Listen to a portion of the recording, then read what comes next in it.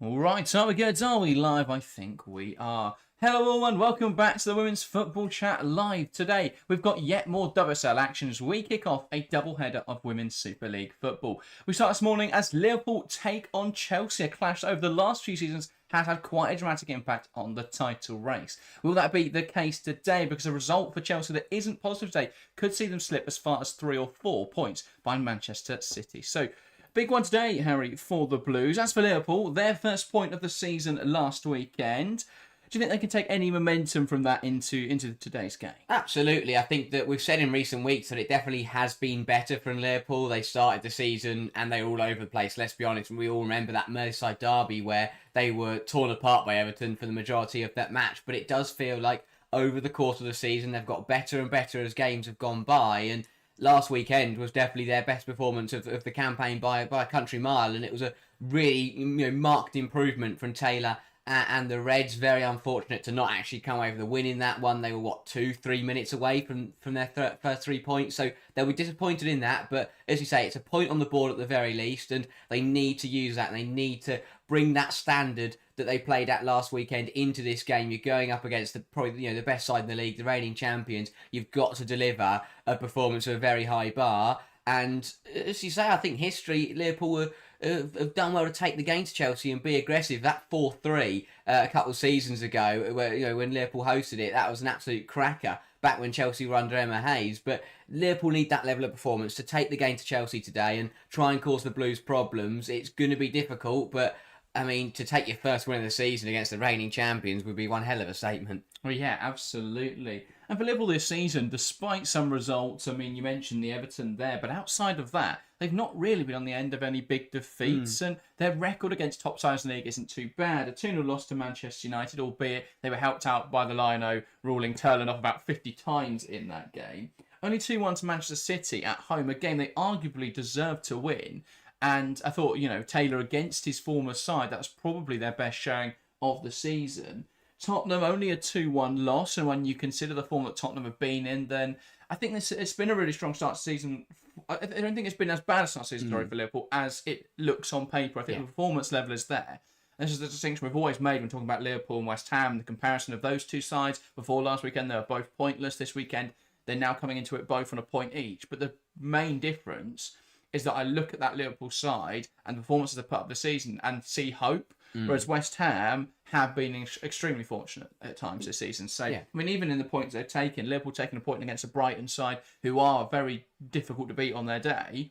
Admittedly, again, they've got a lot of injuries right now, but still very difficult side. Whereas West Ham's point comes against Leicester, who have been overperforming this season. And, I mean, Liverpool lost to Leicester 1-0. They shouldn't have lost that game at all. But yeah, I think Liverpool are definitely coming together.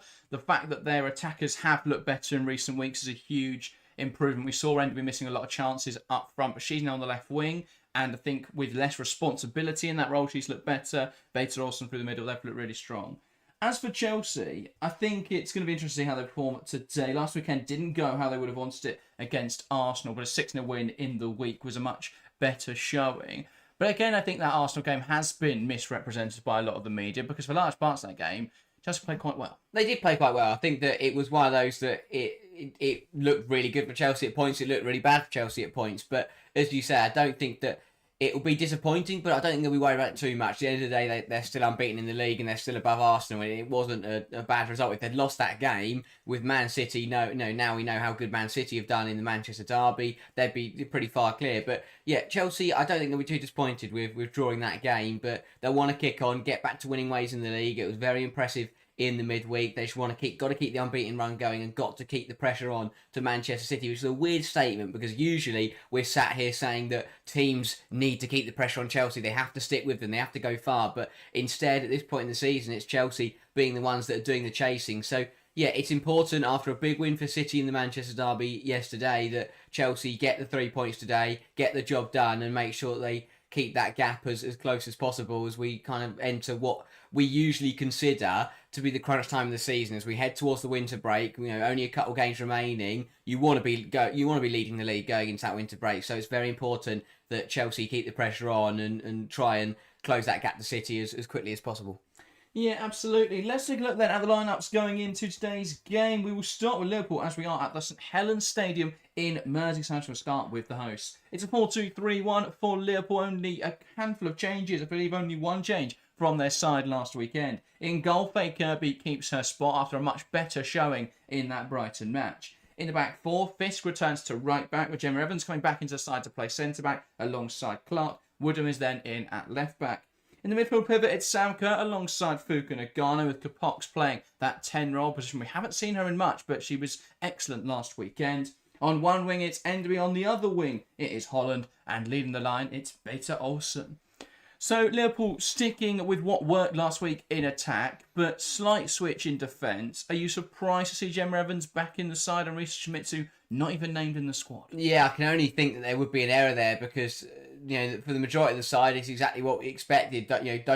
Don't change what worked last weekend. I thought that it was much better that 11 that went out there against Brighton put on a very, very good performance. It's got to be a forced error. The fact that Schmitz out of the squad would suggest that there is an injury concern or something there to bring Evans back in, and it will weaken Liverpool. I've said this all season. When Grace Fisk is, your captain is in at centre half, and she can organise that back line and kind of keep everyone in check, and it can be an organised and well-drilled performance, it makes a massive difference. When you're sticking her out at right back, not only her unnatural position, but I'm a firm believer that you want your captain in the middle of your back line. To have them out on the right-hand side, she can't dictate that back line as much as she wants to, and it makes it very difficult, and especially when we consider Gemma Evans coming into the side hasn't had the best of seasons or best of time since she joined Liverpool at the start of last season. So it's one of those where I think that it will be a concern for Liverpool because, for me, they've got players that can hurt Chelsea going forwards. We know how good Kapox is. Olsen's looked really good in the last few weeks. We know how good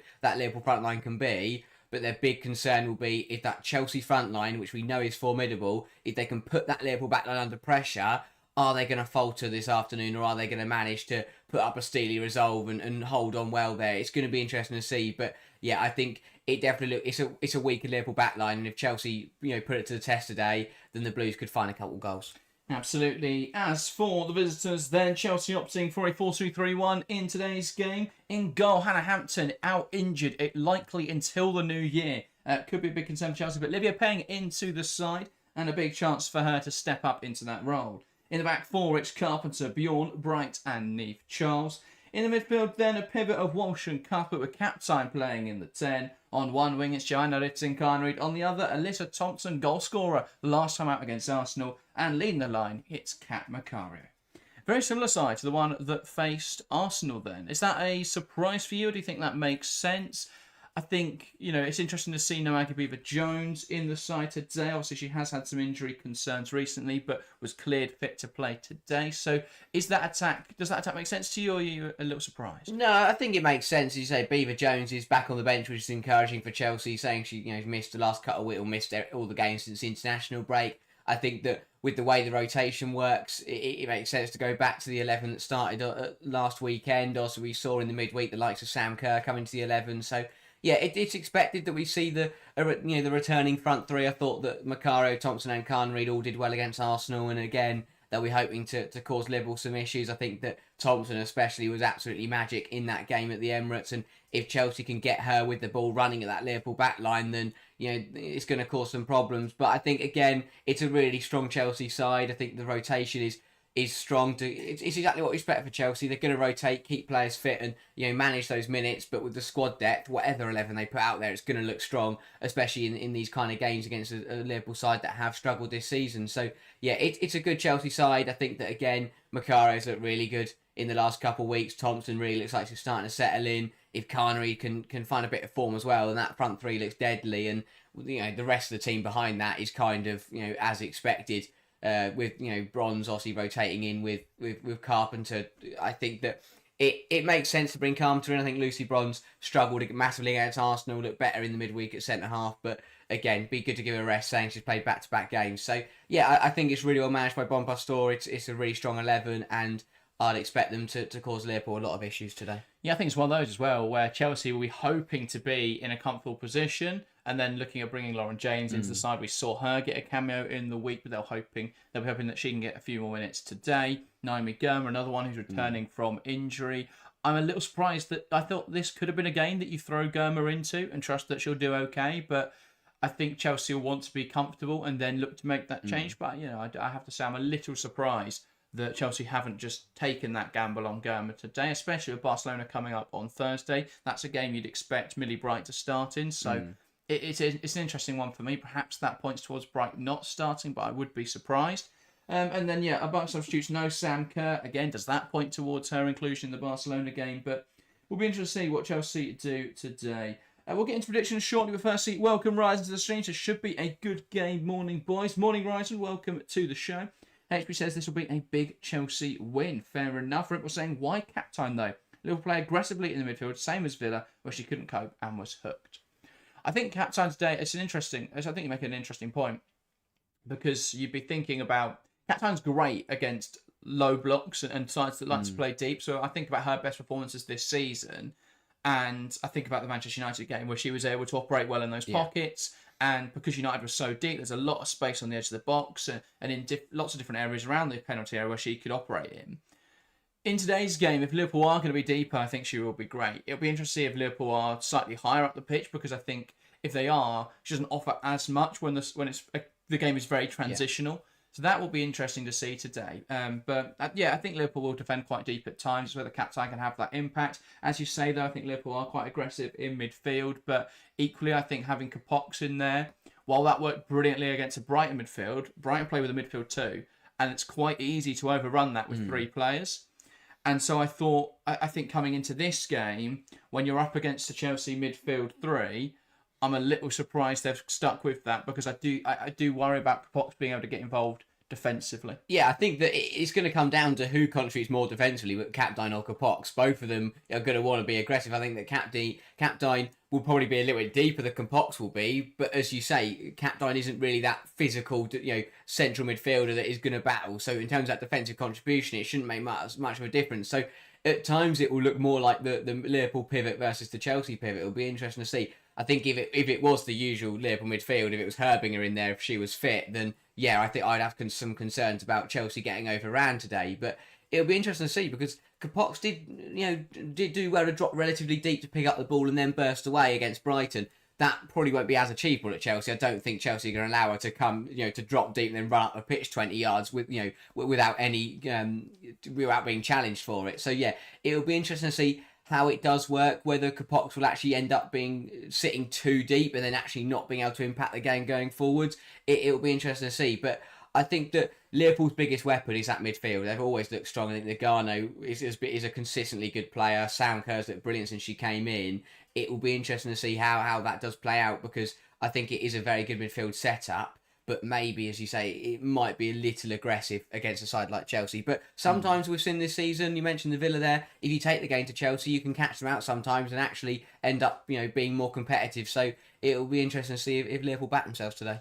Yeah, and the other point on Captain I would make is that she's a fantastic presser, and when you look at where Liverpool's problems have come from this season, it's been trying to play out from the back, and so if Chelsea can press that aggressively, that's a huge opportunity for Chelsea to turn the ball over half the pitch and generate chances. So potentially that's the other thinking there. Let's get into predictions then. A lot of predictions already coming in, but if you're watching along and want to get involved in the live chat. Let us know your scoreline prediction. We'll start here in the studio then. We'll start with yourself. Harry, what's your prediction as Liverpool take on Chelsea? I think it'll be a relatively competitive game, but I am going to say Chelsea to win. I will say Liverpool 0, Chelsea 2. I think that, as you spoke about a few moments ago, Liverpool haven't been battered too much this season. They've done well to be, although they've lost a lot, they've done well to be pretty tight at the back and not concede too many in every game. So yeah, I'm going to say Chelsea to get 2. I don't think it'll be absurd, but it will be comfortable for the Blues. I will say goals either side the half. In the first half, it will be a goal from Macario, and in the second half, I will say Lauren James off the bench to seal the game, and another victory for Chelsea. Yeah, fair enough. I am going to go slightly more comfortable than you have, and I will go with a mirror of yesterday's scoreline of Liverpool 0, Chelsea 3. I think they will also be all in the first half. I think it'll be a goal for Thompson. I think she'll have a mojo after scoring last week. I think it'll be a goal from Erin Cuthbert. I don't think we've seen enough Erin Cuthbert goals this season. True. And I'm going to say Kat Macaro, so I think leading the line today will have a huge impact for Chelsea. HB going 4-0. Emily Moxham on the stream going 1-1. Got to be confident your side can get something from the game. Fair enough. Rimple saying 2-0 Chelsea. Ryan going for a dominant 1-0 win. Also says, nice to Harry back, the star of the show. Thank you. Go. That's a strange opinion. Alex says 3-0 Chelsea, and Non-Pilo says 3-1 Chelsea. Well, that sets us up nicely for this early 12 o'clock kickoff in the WSL. Kat Macaro from the middle waits for the referee's whistle. And then we can get underway here at the St Helens Stadium in Merseyside. It's Liverpool versus Chelsea. It's 12 o'clock WSL kickoff. Macaro knocks it back, and we're underway. Here is Captain. Chelsea moving the ball backwards, looking to bait Liverpool in the press early. Now Bright tries to play it forward, a little bit loose there as Nagano intercepts it and Macaro picks up on the ball. And Macaro now wins a throw from it. Yeah, big game for Millie Bright. I thought that, again, really struggled on the ball against Arsenal, didn't play in the midweek, and already in the first 20 seconds here, first pass has picked out a red shirt. I think it needs to be a good performance from Bright, it needs to be settled and that consistent level that we are used to seeing with Millie Bright. Yeah, absolutely. Good press here from Sam Kerr, who wins the ball back off of her compatriot Erin Cuthbert. But as Chelsea emerge with possession, lovely flip around the corner from Macaro to Captain, who's going to release Alyssa Thompson in behind here. And Chelsea now breaking away. Thompson wants to cut inside, has fist to square up to. Shifts it into Kat Macaro, opens up the body into Erin Cuthbert now, and her shot dragged wide. But a nice move from the Blues there, progressing too easily through Liverpool's side. Yeah, really good football from Chelsea. Fast start, moving it very quickly. Liverpool just not alert to it in this early stage. Again, Thompson, that pace down that left-hand side is going to cause all sorts of problems for Fisk, who actually stood her up well, shifted well by Macario, and Cuthbert just rushes the shot a little bit. Well closed down by Liverpool. Woodham, Clark, both getting in there. But good move from Chelsea. Fast start. Liverpool got to be alert and have got to start a little bit quicker than this, because if they don't wake up soon, Chelsea are going to take full advantage of it. Yeah, Bjorn sending it forward, headed away by Evans. Going to drop in there now for Cuthbert. And here is Vika Captain. Carpenter. I think it's been interesting to see Cuthbert's role today, because she already looks to be playing a higher position than we've seen a lot of times this season. Obviously, there is a lot of fluidity in that midfield. It will go between a double pivot and a single pivot, but it does look to be much more of a single pivot today. With Kira Walsh sitting as the base, and then Captain and Cuthbert as two more advanced players. Evans. That's a risky pass to Clark, and back again. Now looking down the left-hand side, and Woodham holding the width well. Got an assist last weekend against Brighton. Now looking to contribute in attack again, though that pass a little bit loose from Beta Olsen, and it's Joanna Ritting-Garnery breaking down the right-hand side. Shifts it in to Macaro, and Macaro was in an offside position there. Went too early, came back to receive the ball, and was offside. Yeah, a bit sloppy that from Macario. Just needs to be more aware of where she was. But yeah, I think that Chelsea won't mind Liverpool having the ball. We expect Liverpool, we know Gareth Taylor, but by now he wants his side to have the ball, have the possession. Chelsea won't mind that, not only because they're very good in the press, but you're also asking Liverpool to then come and do something with it. Obviously, if they create great chances and score goals, then that's not going to work. But it's a Liverpool attack that hasn't scored too many this season. And I think that by letting you're saying to Liverpool, come at us, come get us, and we've already seen that once Liverpool get into that Chelsea half, the ball then gets turned over, and Chelsea will be happy with that all day. I saw a brilliant graph in the week, and it was showing, I can't remember what the exact statistics were, but it was showing basically the speed of play and the amount of directness. I think it was like sequences, the length of passing sequences or something like that. Yeah. And it showed sides compared to last season to this season. And Man City had gone from being super slow and to like the most direct, or one of the most direct. And then Liverpool have gone from one of the most direct to super slow. Yeah. And it's like almost identical in how different they are. But yeah, I found that quite interesting. Interestingly, also, Arsenal have become a lot slower, which I think is a great representation of what is perhaps causing their struggles at times this season. Here is Charles.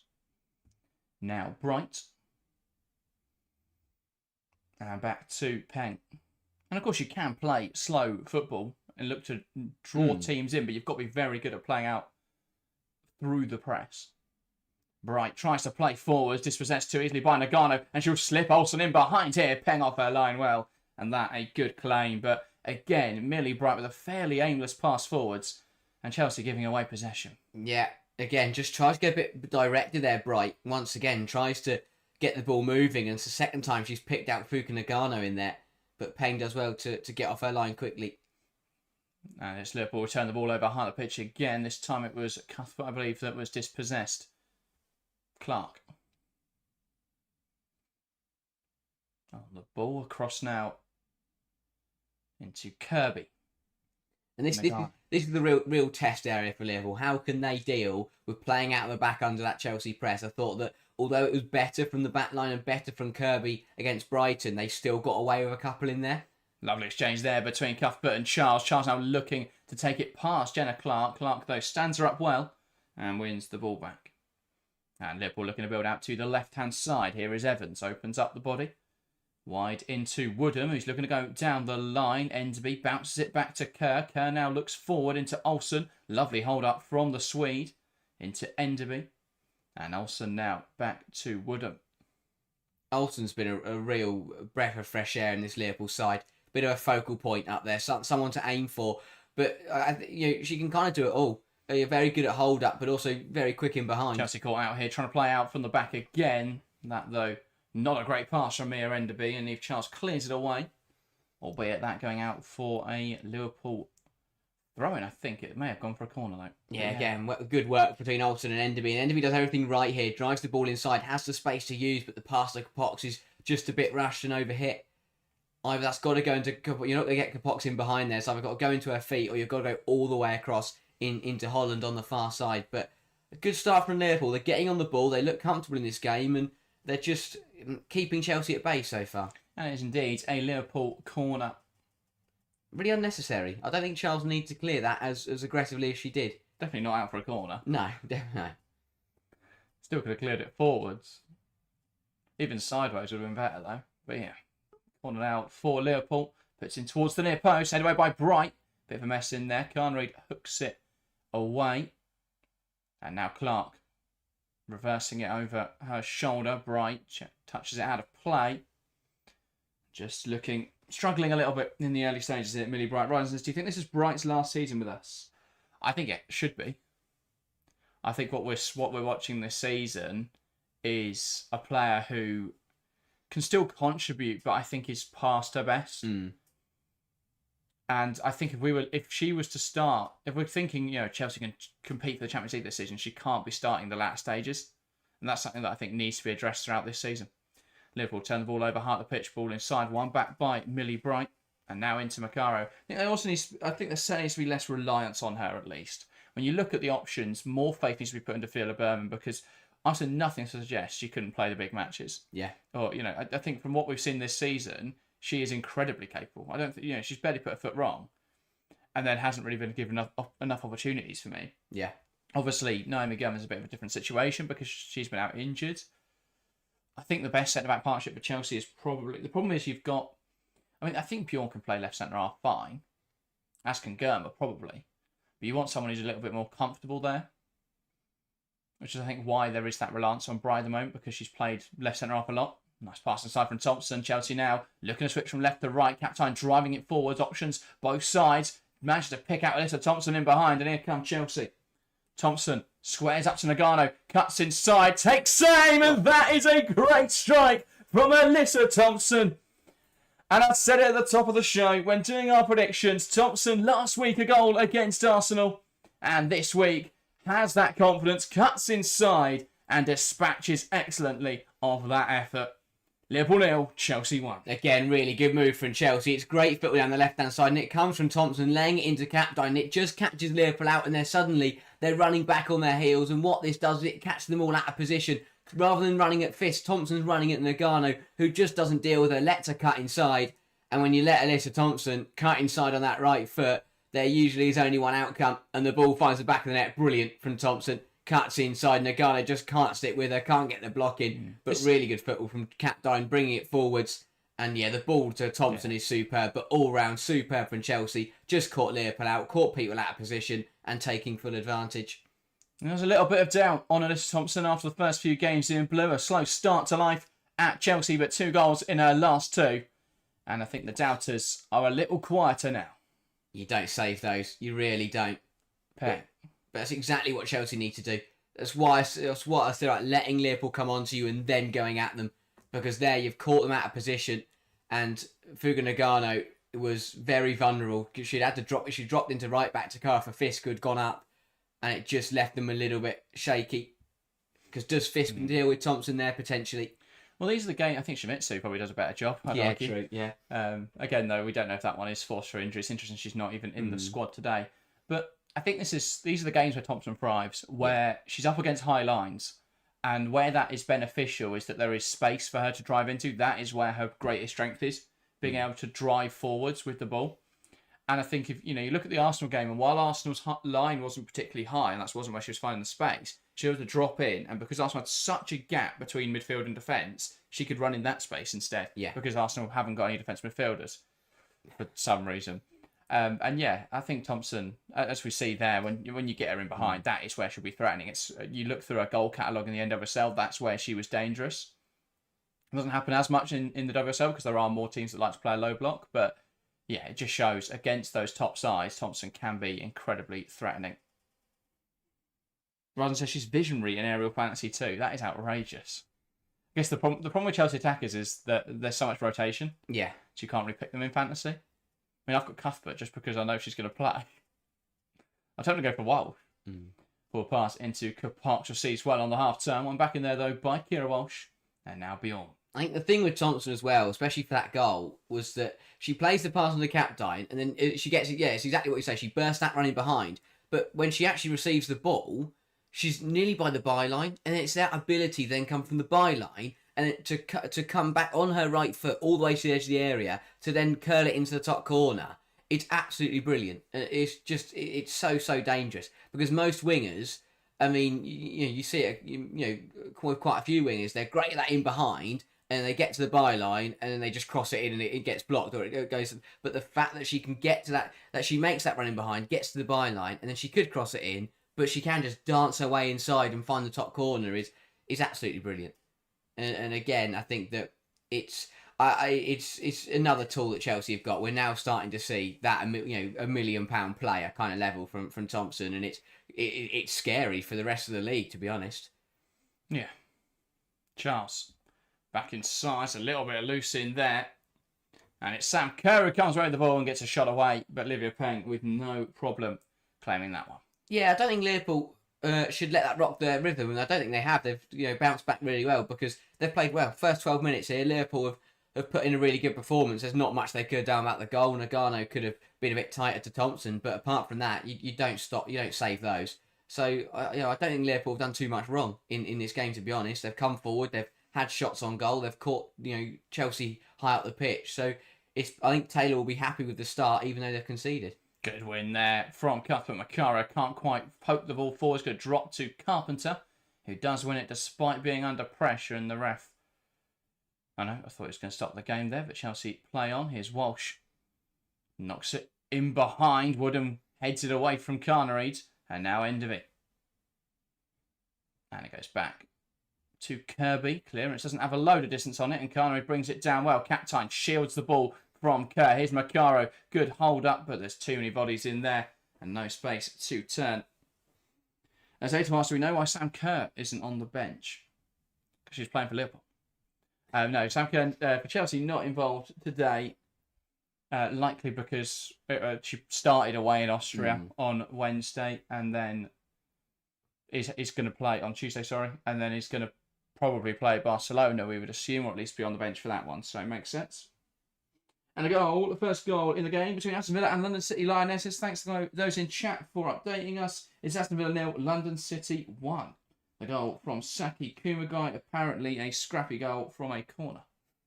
No way. That has been the London City MO this season. Yeah. Right. But it's just getting them wins. Plays the pass forward into Aaron Cuthbert. Now Charles Thompson. Nagano wins it back in there well, and Chelsea win it high. And here is Alyssa Thompson driving the ball forwards again and just can't quite hold on to that under pressure from Holland.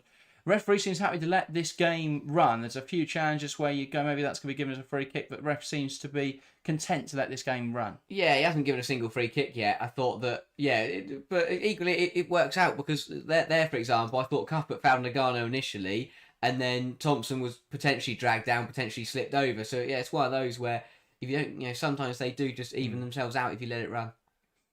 Yeah, Kapox. I mean, as long as it's nothing egregious. Let the game flow a little bit more. Cap time into Carnereed, who has gone too early there, apparently. And that is offside.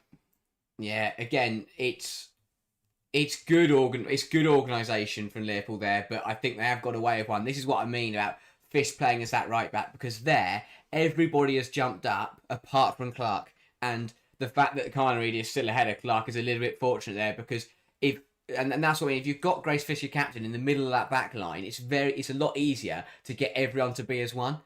But if she calls that and only two of her other defenders go with her and Clark stays back there, if Carnereed had timed that better, then she's through on goal. So it says, strange decision, I think. Someone with Kerr's quality, I think it'll be on every squad, even if it's just a sub. Hopefully it's not an injury decision. I don't think it is. I think that would have been mentioned if there was any injury concerns. I think when you look at the depth and quality for Chelsea today, I mean, you're not looking at Beaver, Jones and James and saying that Chelsea have no attacking options. In fact, the argument would be that Chelsea get stronger if they make any attacking subs today. So, yeah, I think it's just the case. This is another travel, and it makes more sense to give Sam Kerr the rest in this game rather than having to travel up to Liverpool for a game that she wouldn't need. Well, Chelsea would hope she wouldn't need to come off the bench for. It's exactly that. Tuesday was her first start in years. It's all about managing minutes, and especially with the return of Beaver Jones, having Beaver Jones and Kerr on the bench would mean that it would be probably be a pointless trip for one of them. So there's no point bringing both of them if one of them isn't going to play, especially when Sam Kerr played 60, 70 minutes on Tuesday. So yeah, it's all about balancing minutes, and when you've got three quality strikers in Macario, Beaver Jones and Kerr, you don't need all three of them every week. Ball in from Charles. Fisk does well to recover there and knocks it out of play. Chooses the safe option. Smart there as she was under pressure from Alyssa Thompson. HBR's predictions for where Rodman ends up. Won't do that today. There will be a video out on that at some point in the next few weeks, probably over the international break when we don't have a lot else to talk about. But I'm going to save that for a video. I also think where she ends up and where she should go are probably two different questions. Yeah. So we'll have to wait and see. Throw now from the far side. Here is Fisk. Nagano plays it forwards. Well cut out by Niamh Charles. And that's out for an Arsenal throw. Liverpool throw, sorry. This is the kind of game we expect from both sides. In terms of what we expect usually when these two sides meet. But I think going into this game, based on this season, a lot of people would probably think that Chelsea would blow Liverpool out the water. But it's one of those where this has felt like most Chelsea-Liverpool meetings, where both sides are playing decently, but Chelsea are just that little bit better. They've got that quality, they've got that star quality in players like Thompson who can just curl it into the top corner.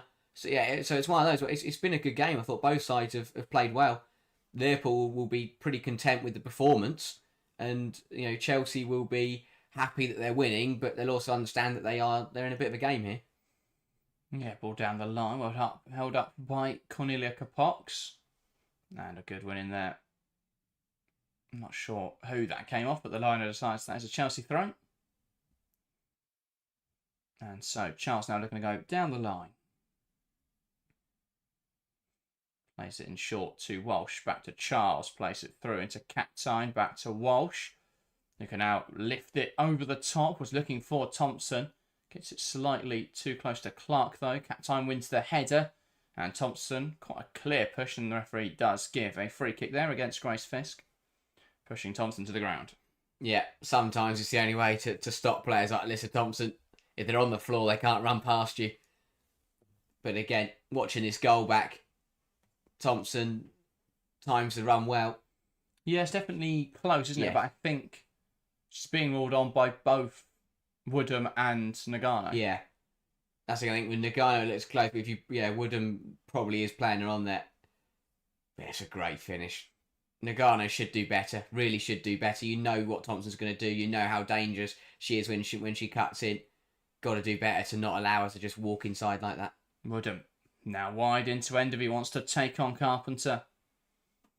Puts it into the box, blocked away by Bright, and now Captain. Just to get it away, Fisk from the outside of the box. Drags that one quite wide. Yeah, again, good football from Liverpool coming down the left-hand side. I like this from Enderby, cutting inside, Carpenter backtracking. And I thought the pass was a very good one to try and find Holland, and a big interception from Bright. Just didn't fall nicely for Fisk, who, on a weak foot, dragged that well wide. Yeah, and that's good pressure from Liverpool, forcing Natalie beyond there to knock it out of play. Forcing the error. And Taylor here having a chat with the liner. Interesting to see him on the touchline. Yeah. Maybe he knows the line though. Then mate, just want to have a chat. Clark tries to play it forwards. Well left by Connery. That'll be a Chelsea throw. It's been managed from Chelsea so far. I don't think it's been brilliant, but it's been good. And I think that, again, it's one of those where it's kind of the level that we've we're not the level, but the kind of performance we're used to see from Chelsea. Start fast, get that early goal, get yourself in the lead, and then just manage it from there. Liverpool have had some chances. They've won the ball hard at the pitch, but there's been nothing where they've turned the ball over and forced a brilliant save out of Peng or put Chelsea under loads of pressure. It's just been controlled from Chelsea, which I think is obviously it's okay unless Liverpool go on and have a big chance or they score a goal because you're only 1-0 up. But it's been that same kind of routine performance we see from Chelsea, which is get that early goal, get yourself in the lead, and then just look to dictate the game from there. Yeah. Evans out to the left-hand side. Here's Woodham. Down the line towards Enderby. One back well by Bjorn.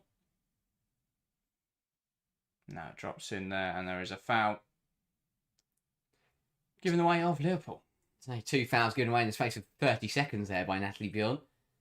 Just a bit too aggressive, and this is a chance for Liverpool to get the ball into the penalty area. Again, this is a good delivery. These are the kind of things that you've got to use when you're playing against sides like Chelsea. You get deep free kicks, you've got to get them in the penalty area. Got some decently tall players. Clark's the one at the back post that this has got to be aiming for. But although I do think Holland's deliveries were pretty poor against Brighton last weekend. Yeah, they seem to have quite a few of them and not do much with them. So will it be Holland with the in-swinger or Woodham with the out-swinger? It's going to be Lily Woodham. Good ball towards that back post. Macaro, though, is the one that rises highest and heads it away. That's exactly where we said to put it, and that's a brilliant ball from Woodham. And Macaro does well, actually, to out-jump Clark in that situation. Yeah, well defended by the Chelsea player. Ball down the line from Fisk. Holland there trying to make the space to cross it into the box. Yeah, that's brilliant defending from Charles. Just uses the physicality, shields the ball out of play, despite being under pressure from Holland. Yeah, indeed. So, Chelsea now playing out from the back. Captain under pressure in there. She drops deep to receive the ball. Here's Bright. Slowing it down. Now looks to execute that ball forwards into Macaro. Well chested down by Macario. Now plays out to Thompson. Back inside to Macario. Trying to open up the play here out to the right-hand side. One back, though, by Enderby, who's caught in possession. Though does manage to recover it back to Evans. Yeah, Liverpool done well there. Enderby falling over the ball and nearly spilt out to a Chelsea shirt, but well recovered by Kurt. Again, we spoke about the midfield battle, but I don't really think that either midfielders have been involved too much in this game. I think that Liverpool have been a little bit more direct at times, which has helped, or they play it out wide, which again seems to be the way to go. I think that Capox has been a little quiet, and we haven't really seen, which is we spoke about it in the pre-match. Is kind of what we expected could happen. This is the kind of game where she's not going to be allowed space and time in that central area to run at Chelsea and to cause them problems. Obviously been very good off the ball, but in terms of getting on the ball and causing problems, we haven't seen too much from Capox. Macaro caught in possession. One back, though, by Carpenter. Now Cat Macario hooking it forwards. No one up there, though. And Evans now plays it into Capox. Does well in the pocket, back to Fisk. Wide into Holland. Knocks it down the line, looking for the runner Capox, but it will be Bright that gets there. Back now to Livia Peng, who knocks it into Walsh. Now across to Bjorn, and Chelsea can now break down the right-hand side. Bjorn into Carpenter, just a little bit behind. Carpenter goes back to Bjorn, who sends it down the line. Carnereid will give chase. Woodham will get there first, though, and it's back to Faye Kirby. Woodham tries to go down the line, does find Enderby. One back, though, well by Carpenter. Bjorn deemed to be too aggressive in her attempts to get back the ball. Yeah, another one for Bjorn. Again, well held up by Enderby. Yeah, just too aggressive from Bjorn. Just holding on to Enderby as he tried to hold the ball up. But good play, I think. And Enderby's looked bright. As you say, I think that without her, this is what Enderby is usually done. You know, she always looks bright in games, but doesn't.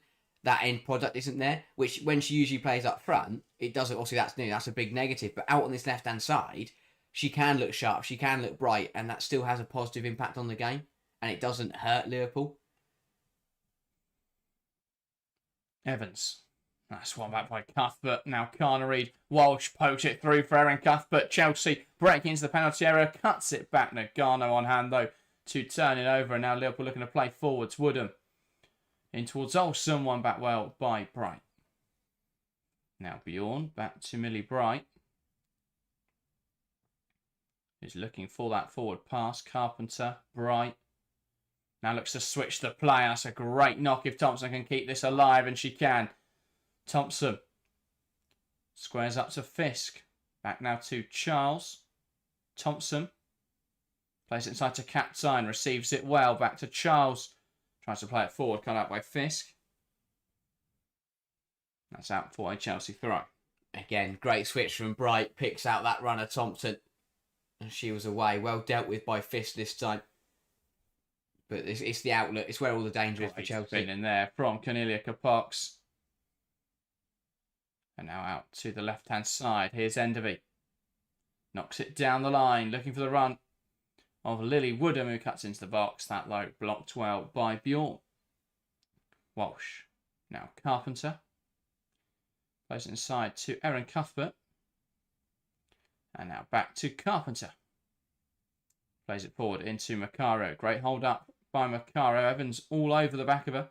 Walsh, nice turn. No room to go. And there is a foul in there on Kira Walsh. I believe it was Cornelia Capox who caught her. Yeah, I think there was 2 or 3 in there. Macaro, brilliant hold up. Evans all over it. And yeah, Walsh is brought down. And still down. Just want to take the free kick quickly there. Kira Walsh, though, was in no position to do so. First goal in the game between Brighton and Leicester City, and it's the home side who take the lead. Brighton 1, Leicester 0. And it's a goal on her return to action for Madison Haley. Yeah, a bit of a shuffle of that Brighton front line and reaping rewards almost immediately. We know how good Haley is. Macaro slots in Thompson again. Here come Chelsea. Thompson bearing in on goal. Tries to cut it across the box. Probably took too long about that one. Plays it back now to Cuthbert. Bjorn. Back out wide to Carnereid. Wants to take on Enderby. Carnereid, nowhere to go down the line. Goes back to Carpenter. He's waiting for a pass inside. Has to go back to Bjorn. And now Bright. Thompson, though, probably should have done better with that one. Just didn't look comfortable striking on her left foot. I've wanted to play across the box on her left or cut inside onto her right. But it took too long to decide. And then there wasn't really the room to cut inside. Carpenter. Switches the play to Bright. Thompson. And back to Charles. Bright. Great ball in behind. Lifted to Carnereid. And, well, she tries to tap it goalwards. Doesn't get much on that. Yeah, should do better there, Carnereid. But good move from Chelsea. Again, getting the ball wide. Even being halted. Just recycling it and going again. Good passage from the Blues. Are we disappointed, though, that no real opportunities came from it. But better. They're starting to get on the ball and dictate the tempo themselves. Best brought down there by Thompson. That will be a Liverpool free kick. So only one game remaining goalless so far, and unsurprisingly, it's the one involving West Ham, though that could also be surprising that they've not conceded. That is true, and it's also an Everton back line that has been pretty shaky, an Everton front line that has looked pretty, okay at times this season, although it must be said that is an Everton front line without Kelly Gargo in it today, so maybe that explains it. Well, West Ham, by the way, 7 shots to Everton's 1. Wow. It's apparently been a better performance, despite the fact that Everton have had all of the ball. If I had to predict, Everton have tried to play it from the back, keep giving the ball away, and West Ham keep just smashing it towards the goal. But by all accounts, they seem to be playing the better stuff. Ball into the area now, headed away by Bright. It's going to drop in the Liverpool midfield, Nagano. Evans blocked well by Captain. That's a brilliant pressure from Vika Captain, waiting for support now, Macario. And they're forced back and Captain down after being pushed over by Gemma Evans. That was really poor from Liverpool. When Nagano had the ball and she had the option to just knock it back out to the right-hand side with Holland, who had just taken the free kick, and instead she went backwards 10 yards to Evans, who then decided to boot the ball up the pitch and boot it straight into Macario.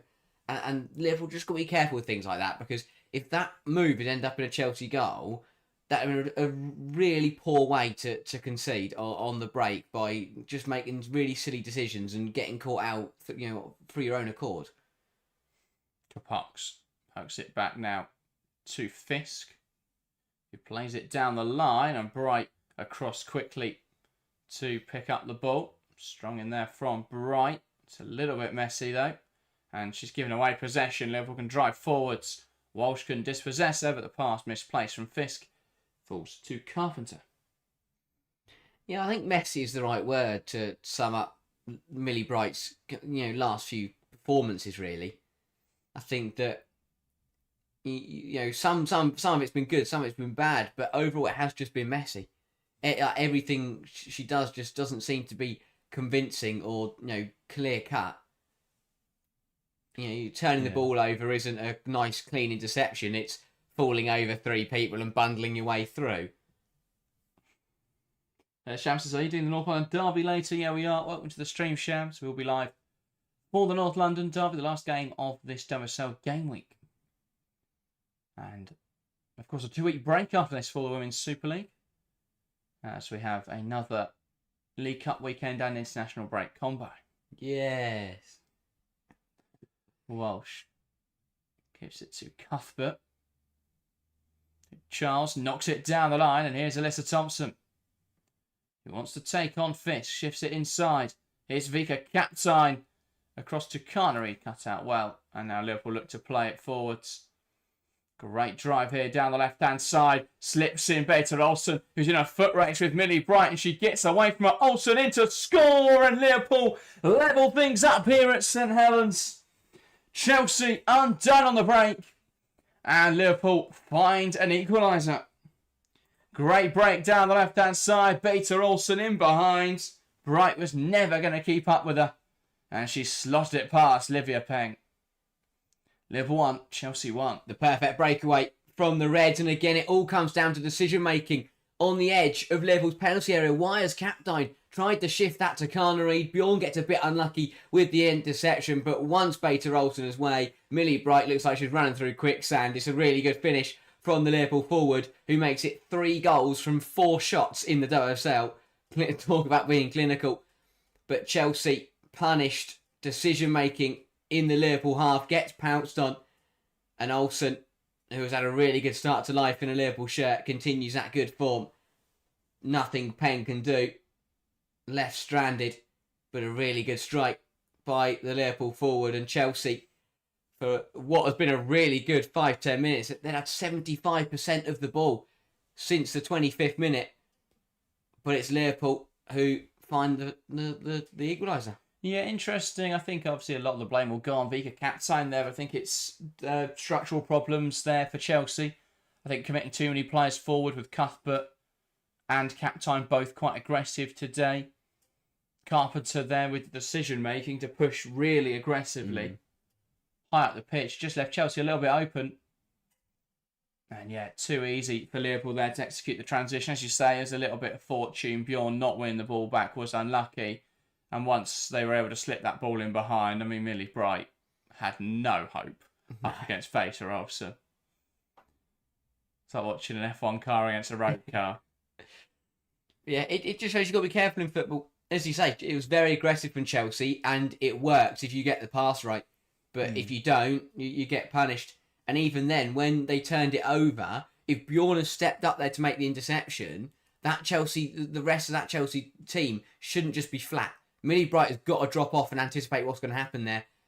Yeah, as you say, Bjorn's unlucky with the interception, the fact that it ricochets back off Holland and then through to Olsen. But take nothing away from Olsen. Really good breakaway and a really good finish. And Liverpool pounce on Chelsea being very hard at the pitch. And we've also got an equaliser and a goal elsewhere, so we'll go around the grounds because in the West Ham-Everton game, West Ham have taken the lead there. Alex Denton with a 32nd minute strike. And the game between Aston Villa and London City Lionesses, the game is now level apparently. It was a mistake from the goalkeeper Anna Leet, who's now on a 4.3 rating, so I'd assume so. Nigel's saying howler from Leet. Kirsty Hansen there to capitalise. Chelsea coming forwards now. Thompson into Charles, options in the area, hooking it towards the back post, and Carnery can't quite keep that in touch. Say a flurry of goals in the space of 2 minutes across the WSL. That's why you have Kirsty Hansen in your fantasy WSL team as well. Again, always consistent Hansen for Villa and West Ham. Back-to-back games and they've scored a goal now. Still, their magical front three haven't been brilliant, but, Alec Denton's been brilliant this season, actually. But if they get the win there, they go a point off Everton, which I think says more about how bad Everton have been. Yes. Than anything else. West Ham spent 7 game weeks at that point. There's Cuthbert, great hold up there. It's funny because I think, you look at that first game of the season, and if Liverpool had won, which, they would have deserved, then we'd be looking at it quite differently. With Liverpool now on 4 points, they probably would have taken belief into some of the other games as well. And instead it'd be Everton who are really struggling. Here is Carnery. For that one result has sort of shifted the narratives. Yeah. Carnery, ball in towards the area. Kirby flaps it. It does get away with it though. And she then reclaims the ball. Yeah, that's, again, good from Chelsea. Carnery does well down the right-hand side to just get the ball in, looking for somebody. And that's where the improvement has been for Kirby. Because even though it's not convincing and she doesn't catch it, she manages to just push it away. Too many times there, we've seen her get, like the Tottenham one, we saw her get a fingertip to that kind of ball, and it did nothing. And then, Tottenham scored from it. But there, she's flapped at it, but she's got 2 hands on it, which as a goalkeeper is the main thing, and pushes it to safety at the very least. Again, bit of a mess here, and Charles recovers it. 2 open again, Chelsea. That's a huge tackle, because if Charles doesn't stop that, Olsen has released Holland through on goal there. Again, Millie Bright caught on the ball, and Olsen pounced on it. Well recovered by Charles, though. Here is Olivia Peng.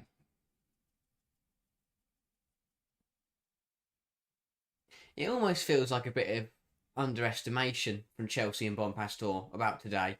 Looking at his Liverpool side and expecting to be able to be this aggressive and to, put this much pressure on them and to leave so little players back.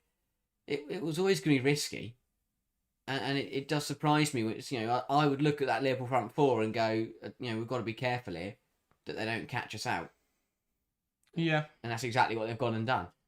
Here is Bjorn. Obviously, hindsight's a wonderful thing, because obviously you could argue that Liverpool haven't scored many goals this season, but that's because most teams don't leave 2 defenders back when they play against them. Now, Cuthbert, Walsh.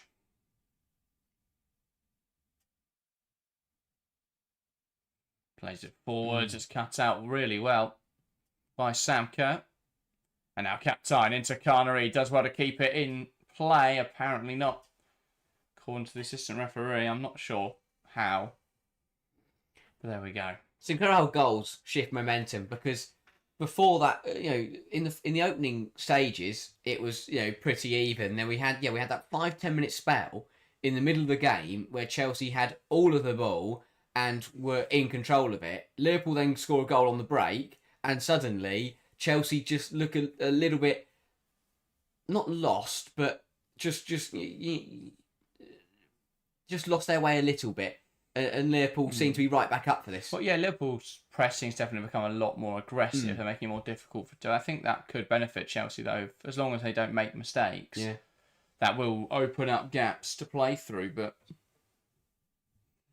it'd be interesting to see if there are half-time changes for Chelsea. I imagine. I mean, only 2 shots in the first half so far, despite 65% possession and a lot of high territory. That's a great ball in behind from Bright, and Carney does well to shield it to Carpenter. Carpenter carries it inside. Walsh. Looking for a forward pass here, Kira Walsh. And that knocked out of play off Lily Woodham. So throw in here high up the pitch for the Blues. And Carpenter back to Bjorn. Now Bright. Goes all the way back to Livia Peng.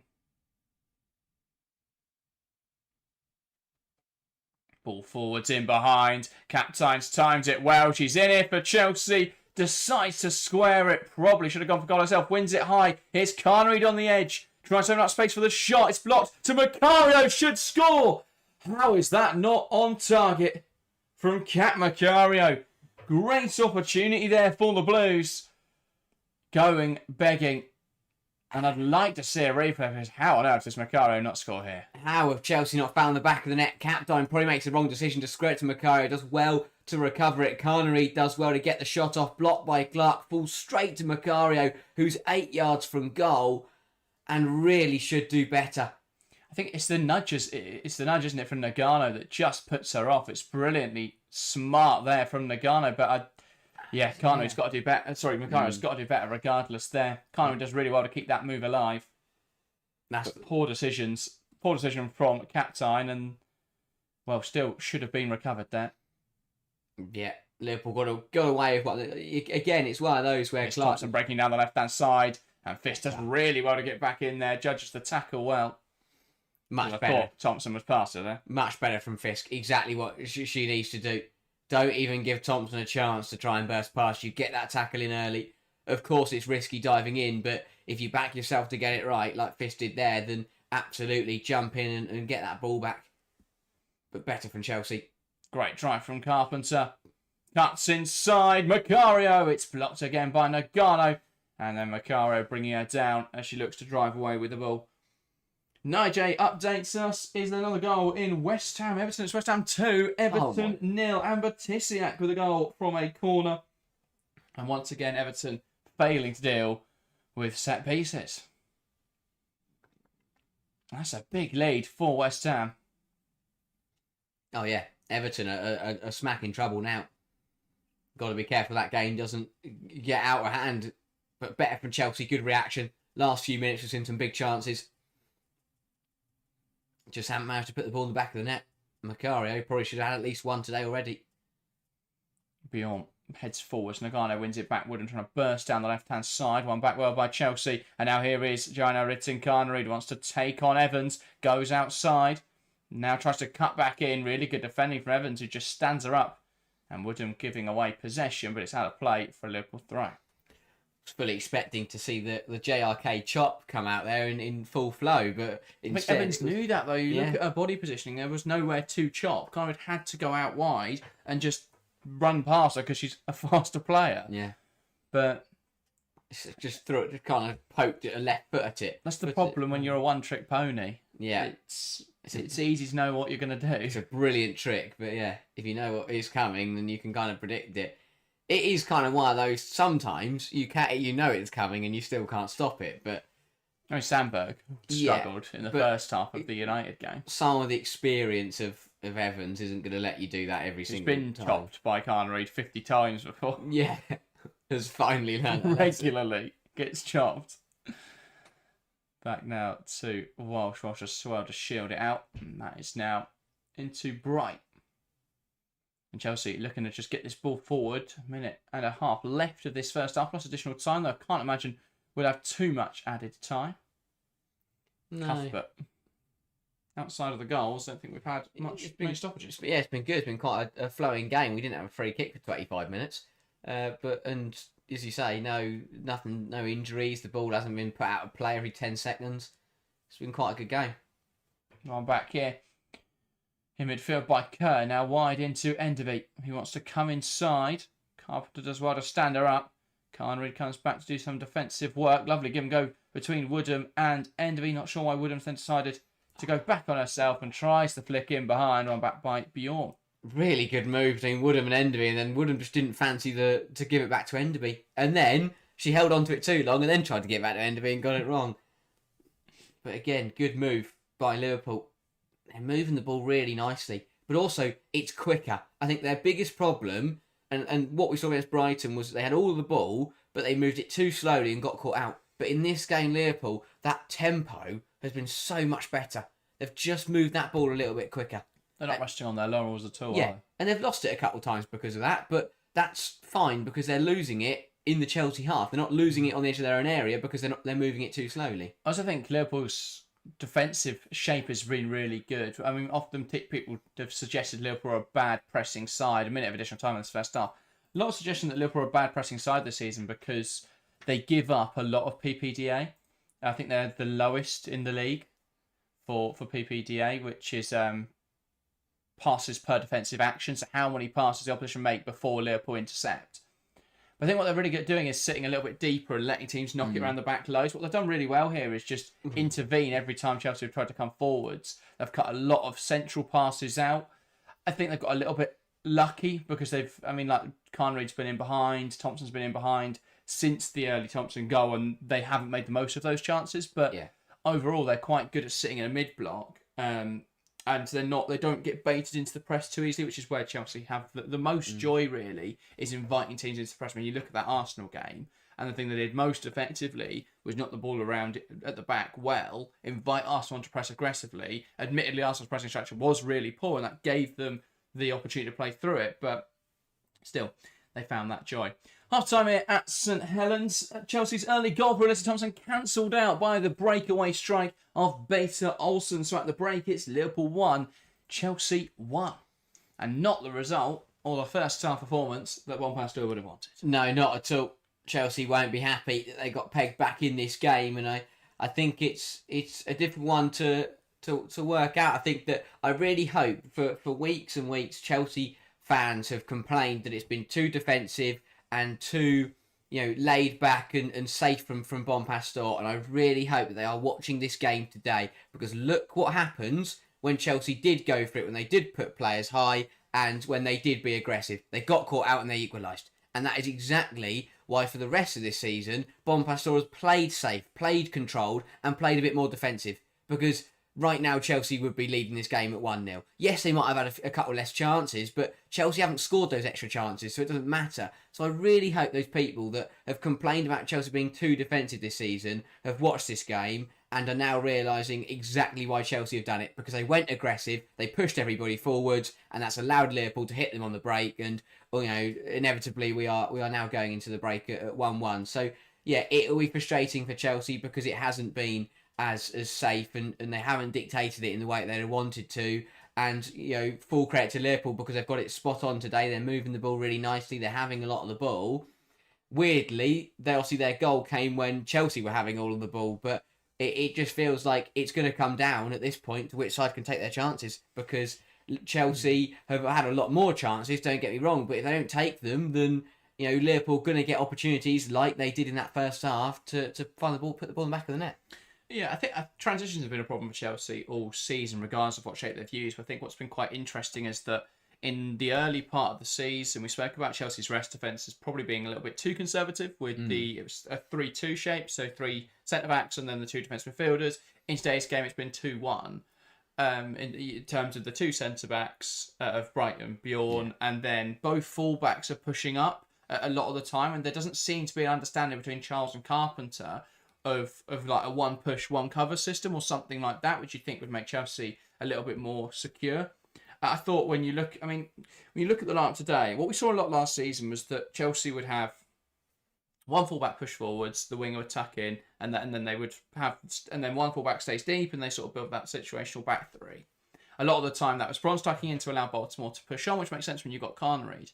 But this is the problem when you've got Carpenter, because Carpenter's going to want to get forwards. I don't think Carpenter and Carnreed can coexist. I just don't see how that works at all. And in that case, because when Carpenter gets forwards, Carnreed's taken out of the game. And when Carnreed's out wide, Carpenter doesn't really offer as much. The difference with Bronze is that Bronze is very comfortable driving into central areas. Bronze is very comfortable being the right-hand side of a back three. I think the Carpenter-Carnreed connection doesn't work. And so then inherently, you've got Carpenter that wants to push up. You've got Charles who keeps pushing up because you need some width to support Thompson, because Thompson wants to come inside a little bit more. And so it's just not working at all at the moment. And that sort of... And that leads to then a rest defence that looks really odd. The other thing that's strange about the rest defence structure today is that because you've got two wingers who are quite happy on the touchlines, to make up for that, what Bonpastor has done is pushed up Cuthbert, so you still get two central players. And then, but the problem is then you don't need the fullbacks to push forward. You'd expect the fullbacks to either invert or, one push, one cover, that sort of setup. So it's just everyone committing forward. That's what led then to the Liverpool transition. If Chelsea can keep the ball, it works because everyone is in a high position, and then they can dominate the half. The problem you create though is that Bjorn lost that 50-50, and then it's left to Brighton a foot race, and so that is a little bit of misfortune and then a mismatch in sort of that pace department. And so that's what then led to the Liverpool goal. Outside of that, Liverpool haven't offered loads coming forwards, because they haven't really been able to get out of their own half. But Chelsea also haven't created enough in this first half. It's the same problem where who is the creator in this Chelsea team? Because Carpenter and Carnreed are tripping over each other trying to get crosses into the box on the right-hand side. Charles isn't really a creator. She can cross, but then still, who is the aerial threat in the box today? And Alyssa Thompson creates chances for herself. Brilliant. But she's not... that's great, but she's not really a creator. And so then who is the creator? Liverpool aren't really open enough for Captain to find space in the pockets. Liverpool aren't being dragged out. You need someone who, and that's why we're seeing Captain drop deep to receive the ball and then look to play forwards. You need someone who's going to create chances. Someone like Chelsea didn't miss the X factor of Lauren James just picking up the ball and making stuff happen.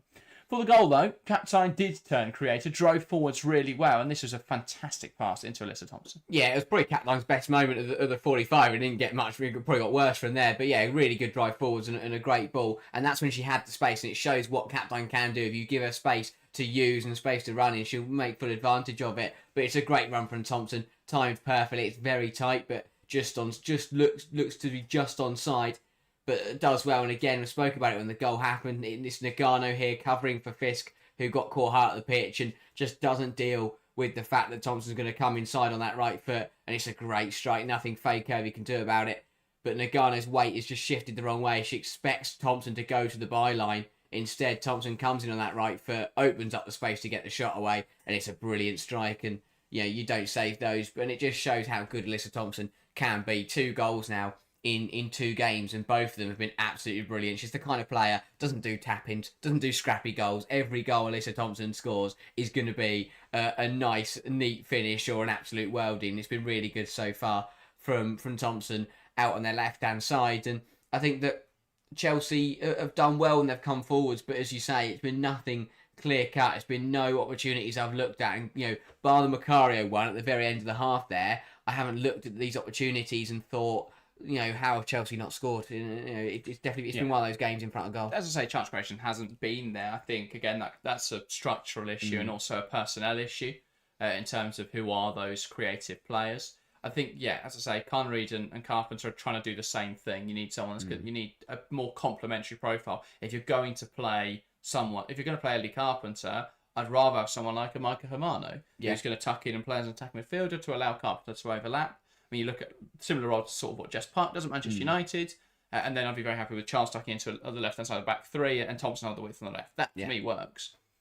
If you're going to play Carnreed, play someone like a Lucy Bronze who's going to tuck inside a little bit more, or could even be the more defensive option, and maybe bring Sondi Baltimore on at left-back as well to be then a more attacking option. But, Yeah, I think it's just the rest defence has been the only problem. I will say though, outside of the one chance Liverpool have had, which was a big opportunity to give up, of course, but outside of that opportunity, Liverpool haven't been able to threaten, and Chelsea have been very possession dominant. So I think the problem is more about it's more about the chance creation for me and breaking down low blocks. And again, I look at this Chelsea side, and outside of Lauren James and probably now Alyssa Thompson coming into this team, you worry about who's going to break down those low blocks. I think when you've got players like Hamano and Captain in their, when they're on the day, they're really good at finding pockets of space, and that's why we saw the goal, because Captain was able to find that pocket of space. She drove forwards really well, and it was a fantastic pass. The easy option was to pass out to the right-hand side, she opens up, and she's able to squeeze a pass perfectly through for Thompson. And then Thompson's a magical player, she makes something happen.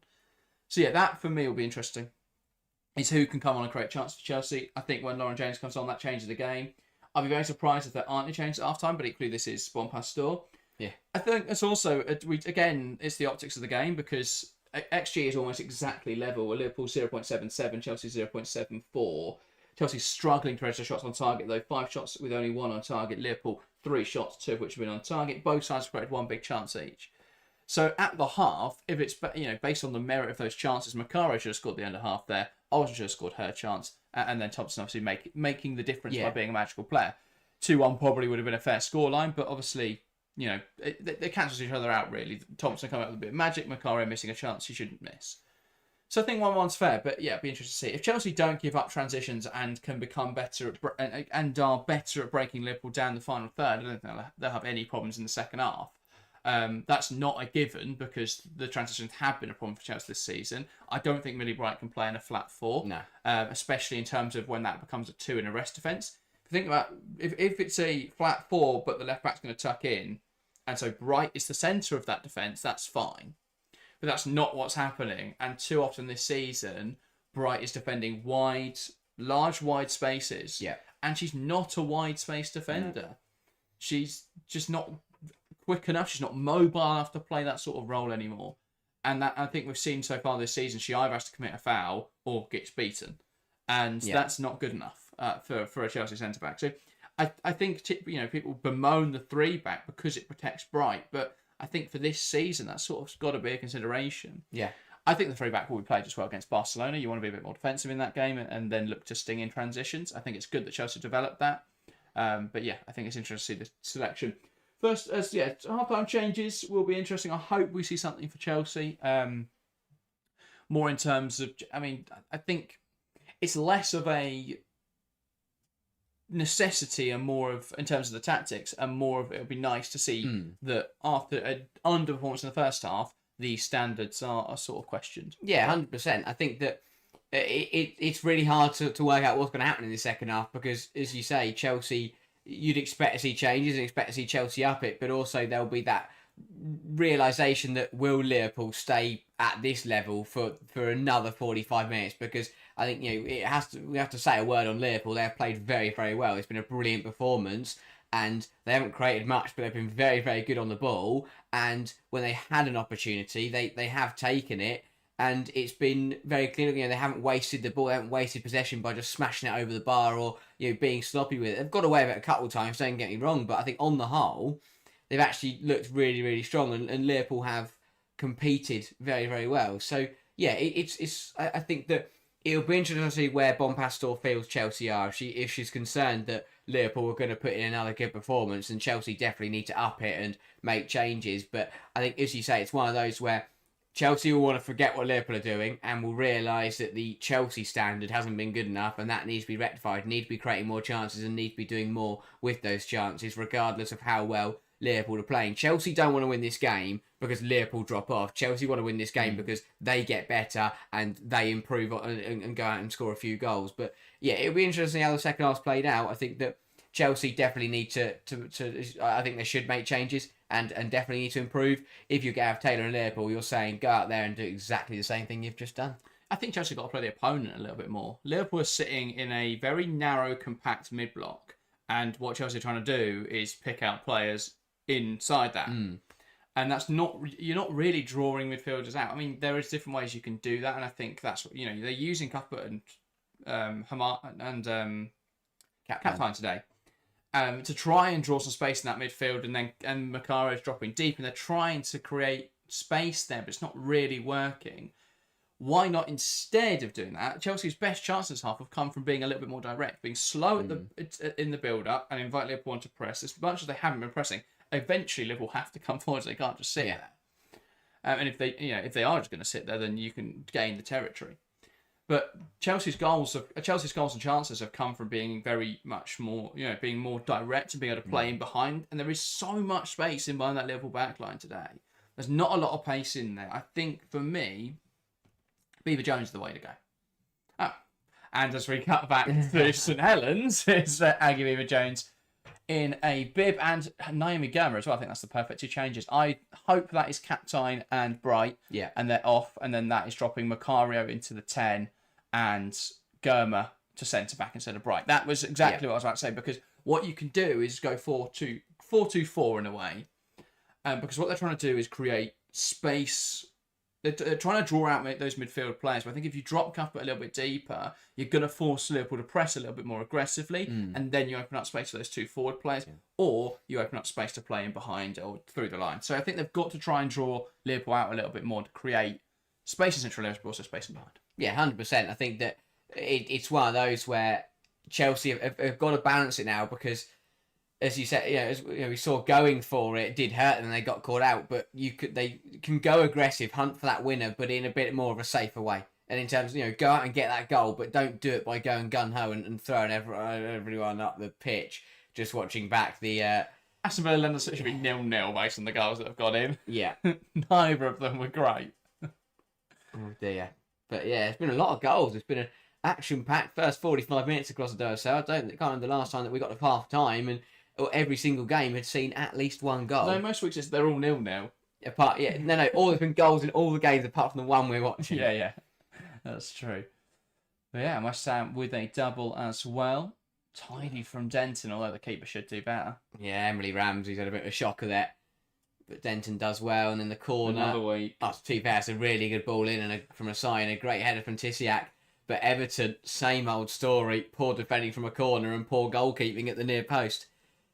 But yeah, double change for Chelsea then. And that is Millie Bright coming off, because Natalie Bjorn is still on the football pitch. Oh, we have watched the first half then. And Captain's still on there. No Cap Macaro from what I can see. That's a like for like up front. It's not the worst thing. Not the worst idea. I'd rather have kept Cat on. But yeah, I mean, that is targeting directness, and that is targeting being a little bit stronger, playing out from the back. And I also think that targets two players who've made mistakes in that first. I mean, people saw the chat asking for Captain to come off. I think, she's created a good opportunity. Couldn't have done much better with a lot of her chances in that half. So I don't mind her staying on. And Macaro did miss a big opportunity. Liverpool are going to punt it long. Welcome to the St Helens Stadium as we kick off the second half here. And in case you're confused, now we are playing football. Ball down the line. Evans. Let's run it to Clark. Back now to Kirby. That's good to see Beaver Jones back on the pitch for Chelsea. And that's a poor pass. And again, you force that pressure and you force the errors. Yeah. And it's one of those where Chelsea will know that they can start hard and fast here. Don't allow Liverpool to settle back into their rhythm. I always say this. I think the weaker opponents in a football match the underdogs are the most vulnerable straight after half time, because it's like kickoff all over again. They're not in their rhythm and they're not settled. So if you can get a goal in that first 5 minutes at the start of the second half, you can really hurt them. But if you don't find a breakthrough in that 5-10 minutes, you allow sides like Liverpool to get back into that structure and that set way, then it's going to be very difficult to find the goal after that. Yeah. But a big 45 minutes, and at the moment, Gareth Taylor is doing his former side Man City a massive favour. Yeah, absolutely. It would put 3 points between the top two.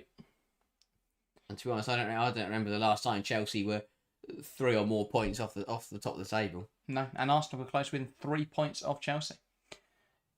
Or so could Tottenham. I'll say, yeah. Here's Alyssa Thompson wants to take on Fist, deemed to have gone too early. But yeah, it looks like Chelsea have done exactly what I was talking about at the half.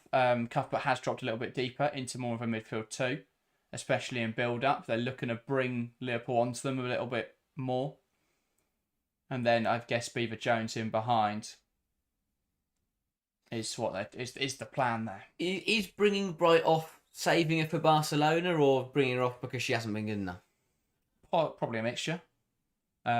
Saving her from, I think resting up ahead of that Barcelona game, probably. I imagine that'll be the 3-back will be used there, and so if Bright's the middle of that, got no issues with that setup. I think as well, there's got to be that reassurance of standards, and for the second game in a row, she has consistently given the ball away, trying to play out from the back. Yeah. So it's just too slow, and then she tries to play a bit of a wonder pass to get out of it. And her long passing can be brilliant sometimes, but it can also just not really go anywhere. Enderby. Forced backwards there by Walsh, who's deemed too aggressive in her attempts. It's a couple actually, sorry. And that will be a Liverpool free kick. Yeah, getting good start by Liverpool, getting on the ball, getting back to what they were doing in the first half, and again showing Chelsea that if they want to win this game, they're going to have to work very hard for it. Zeta says, have Chelsea got worse, or is that everyone else has invested in their teams and gotten much better? Tough one. I think Chelsea are been a bit more experimental this season, which has made results a little bit more difficult to come by. I think Chelsea have been a lot less ruthless. I think a lot more chances have been missed. Again, I think not having Lauren James fit has been a huge impact, because that is almost a guaranteed goal, like every game, or creating opportunity every game. I think that would probably be, if you're looking at the games where Chelsea dropped points this season, that would have been the difference maker against Arsenal. That would have been the difference maker against United. Yeah. And Chelsea beat Man City. And that's and again, that is the argument to say, is that, obviously you say the point there is that Chelsea, have got, have been worse this season, but at the end of the day, they're still unbeaten, and the only sides they drop points to are 2 of the other big 4 teams. Yeah, it changes obviously if this result doesn't go the way, and there have been games where Chelsea haven't been as dominant or as ruthless. As I've said, I think that's been Chelsea's biggest issue throughout this campaign. They had 3 chances for their 16 minutes against Arsenal. They take them all, it's game over.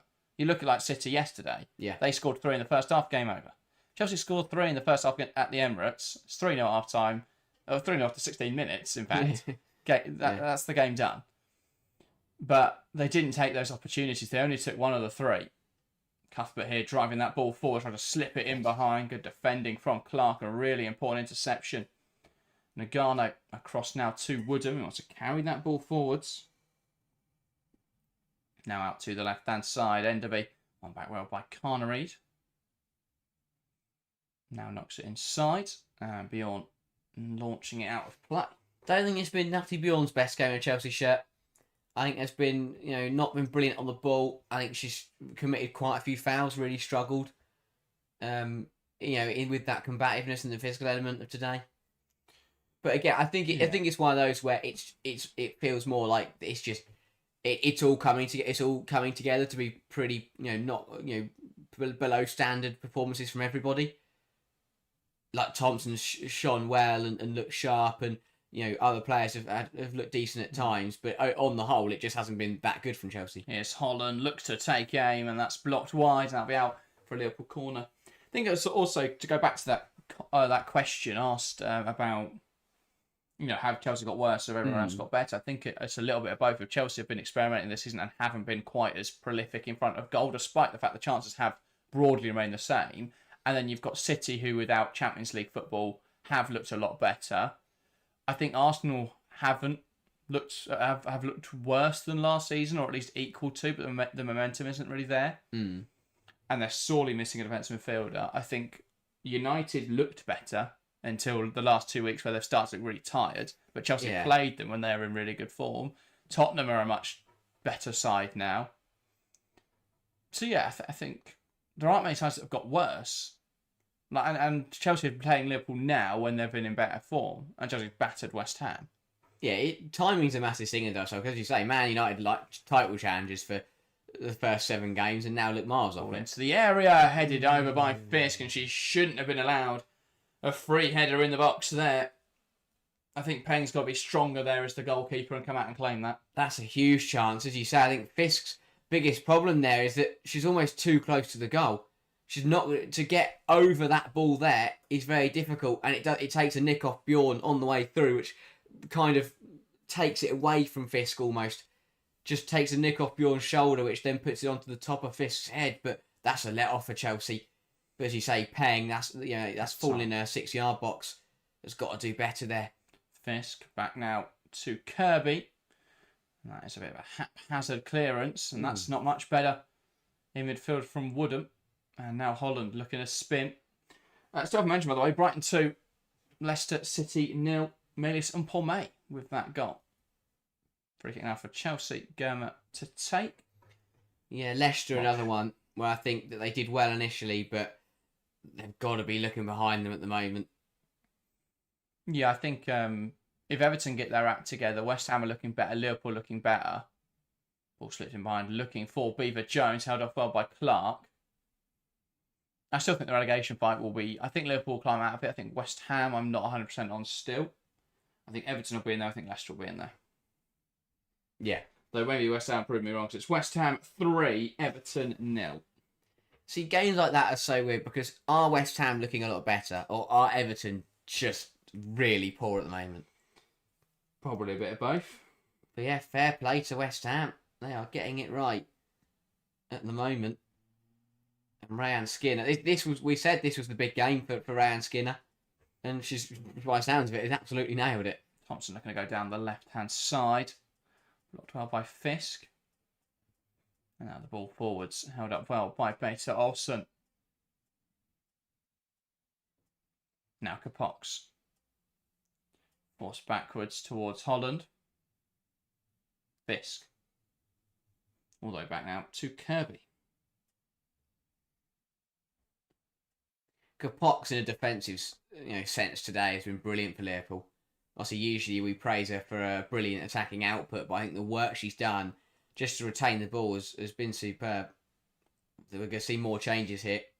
Yeah, it's Sunday Baltimore. Chelsea looking for a bit more of an outlet on the left-hand side. Though that is Carnery making way.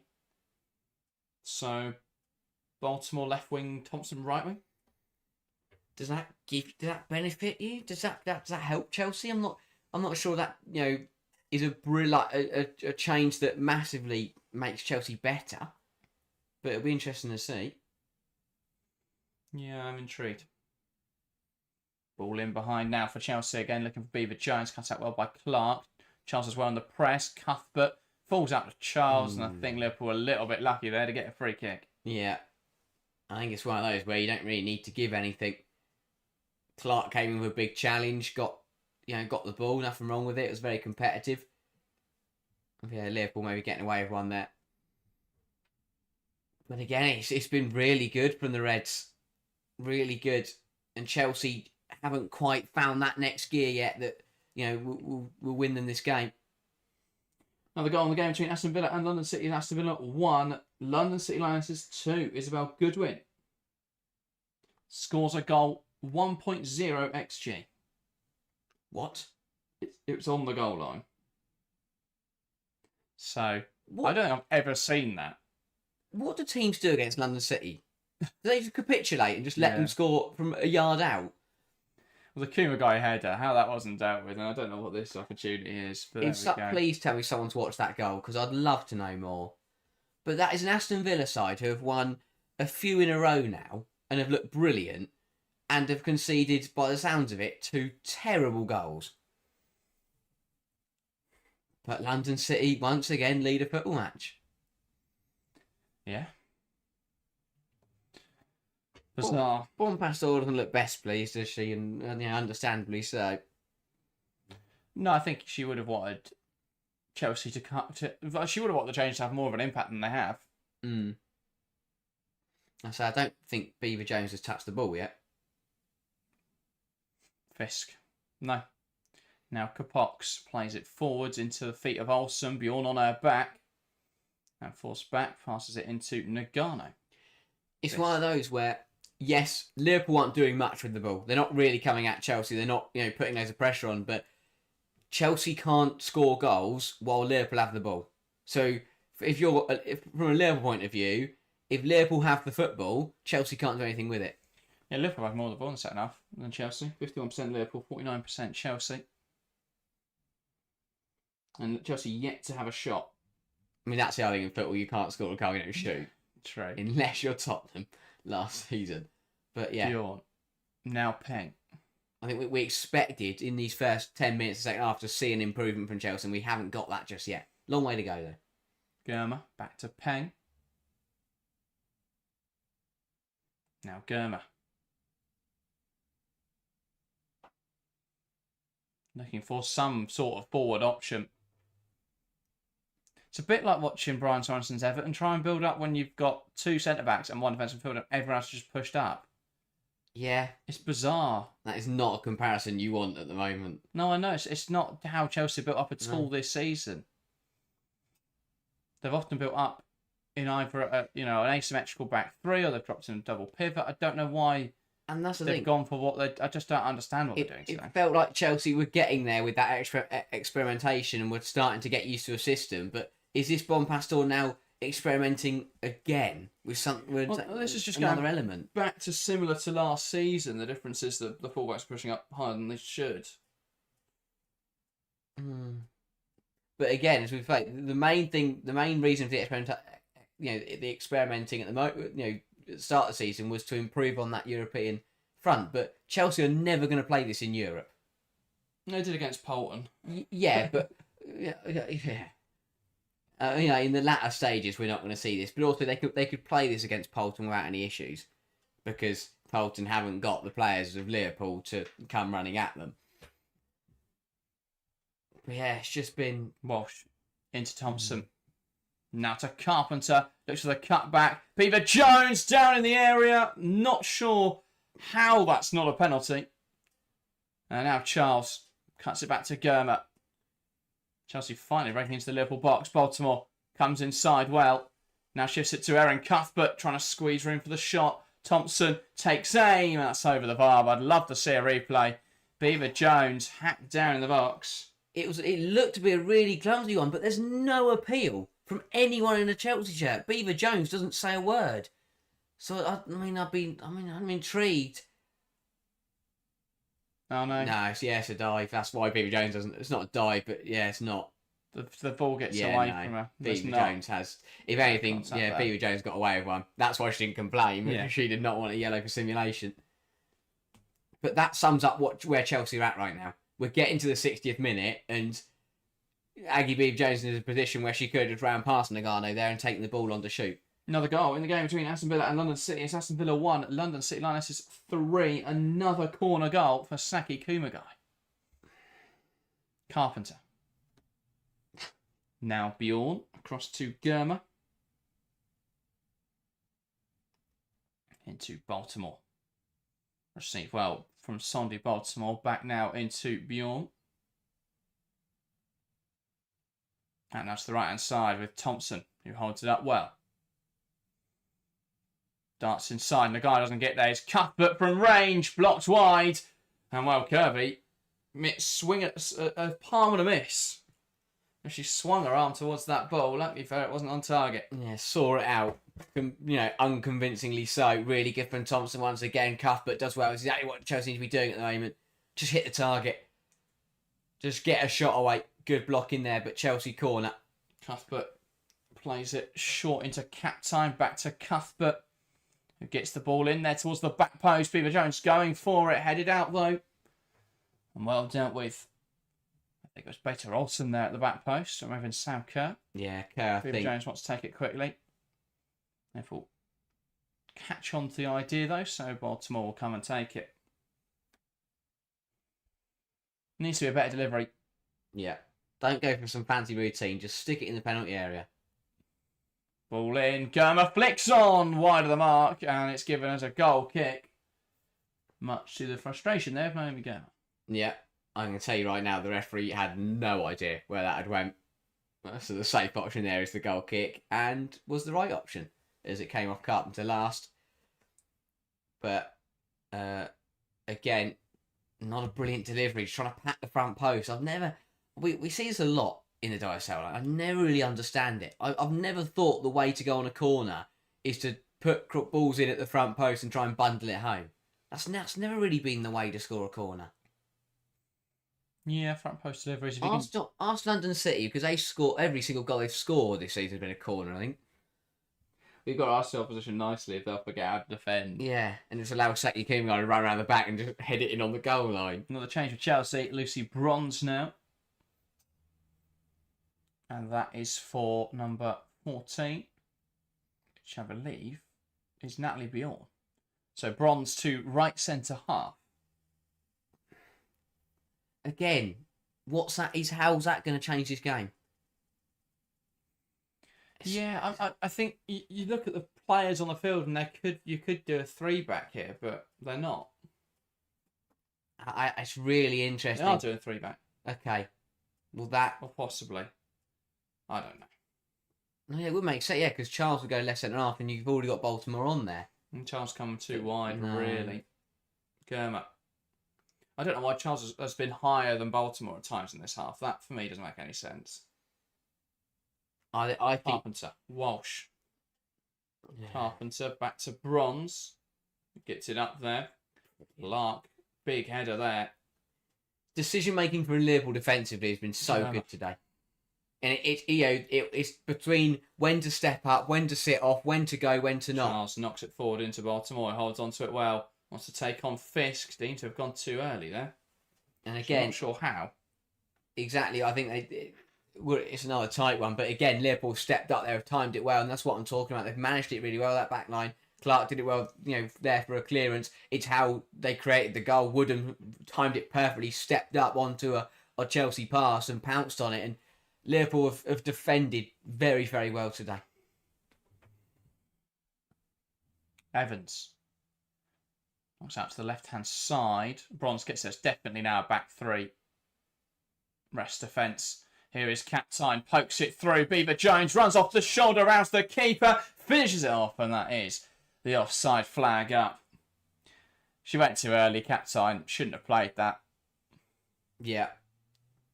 Just didn't... The Liverpool backline step up hit, and Beaver Jones doesn't go with them. It's a great ball from Captain, but as you say, it's a great ball into a player in an offside position. That's what you need to do. Get Beaver Jones in behind that defence. Yeah. Walsh, Captain. Pokes the pass back now to Germa.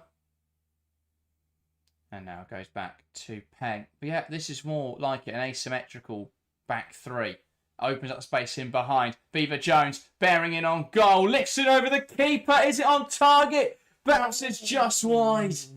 So unlucky for Aggie Beaver Jones. That was much better from Chelsea. And deserved a goal at the end of it. Yeah, good foot. More direct, quicker from Chelsea. Great ball over the top into Beaver Jones. He times it very well. Lobs it over Kirby. It's a really good lob. Very unlucky. Just past the far post. She also, if she'd taken pace off the ball there, Cuthbert may have been able to get in there just to poke it in. Just skims the outside the post. Fine margins though between Chelsea leading this game. Knocks it down the line. Capox does well to receive it and drive inside. Lovely turn again from Capox. Back now into Clark.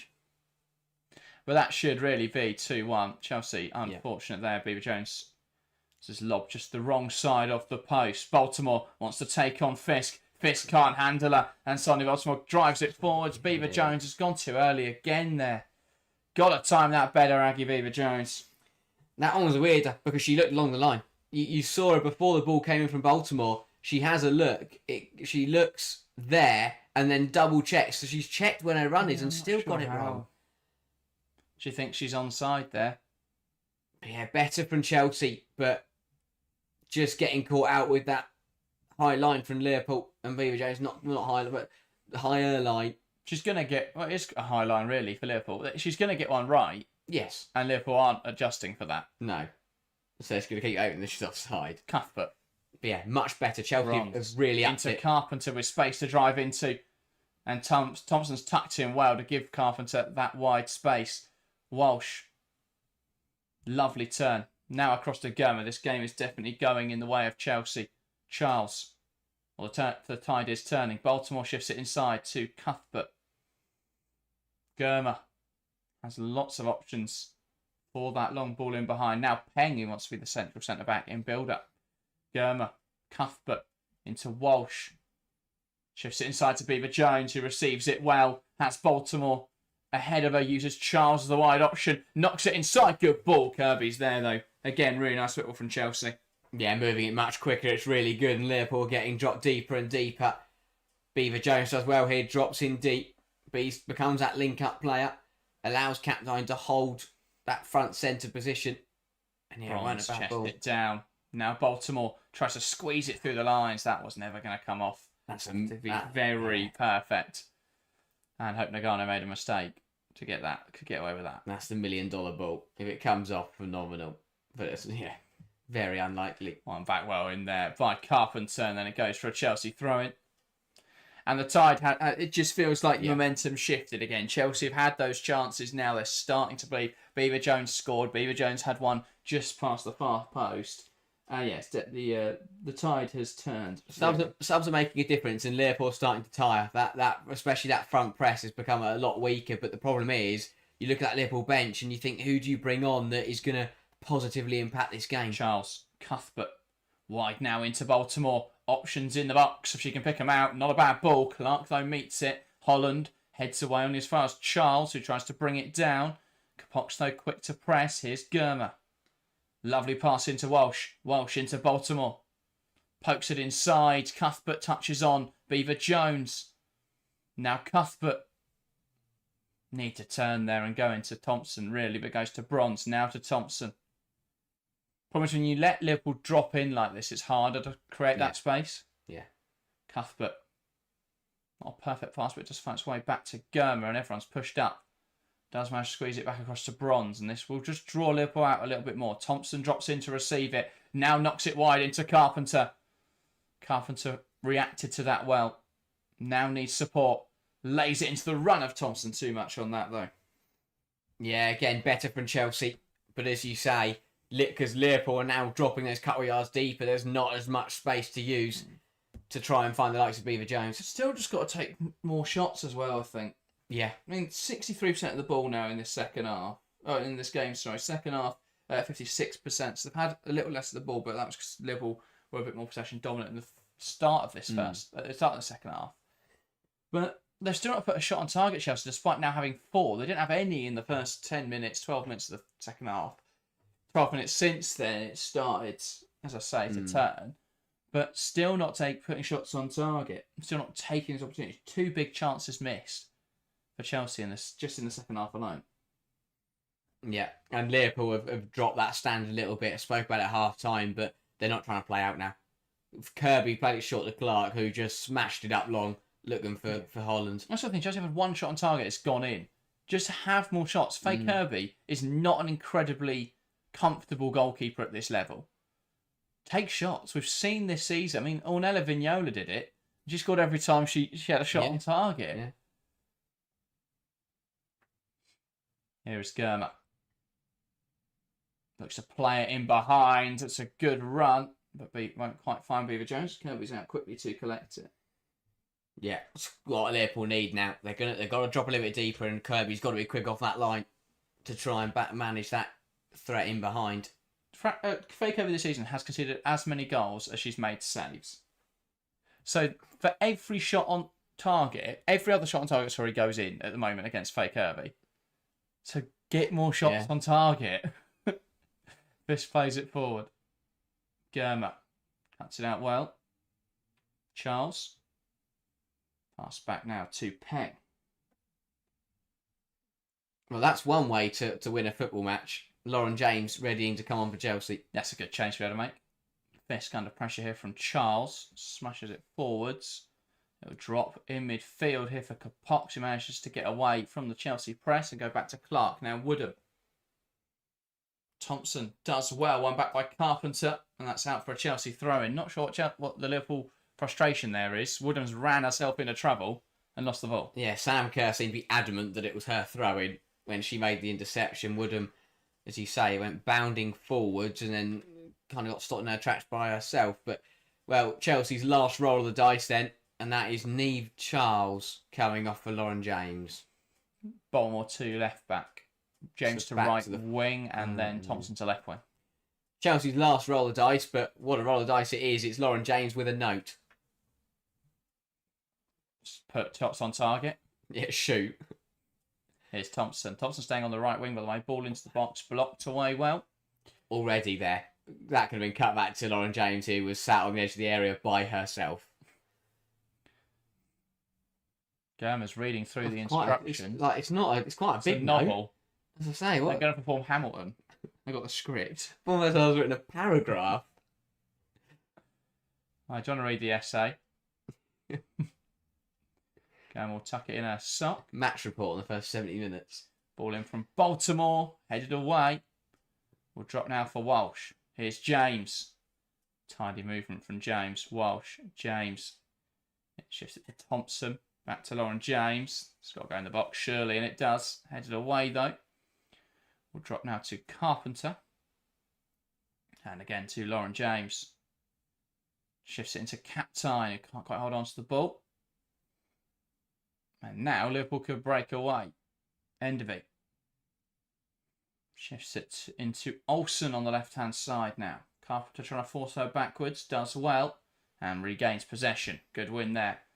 And Thompson, who's deputising at centre-back for the moment, gives it to Gurma.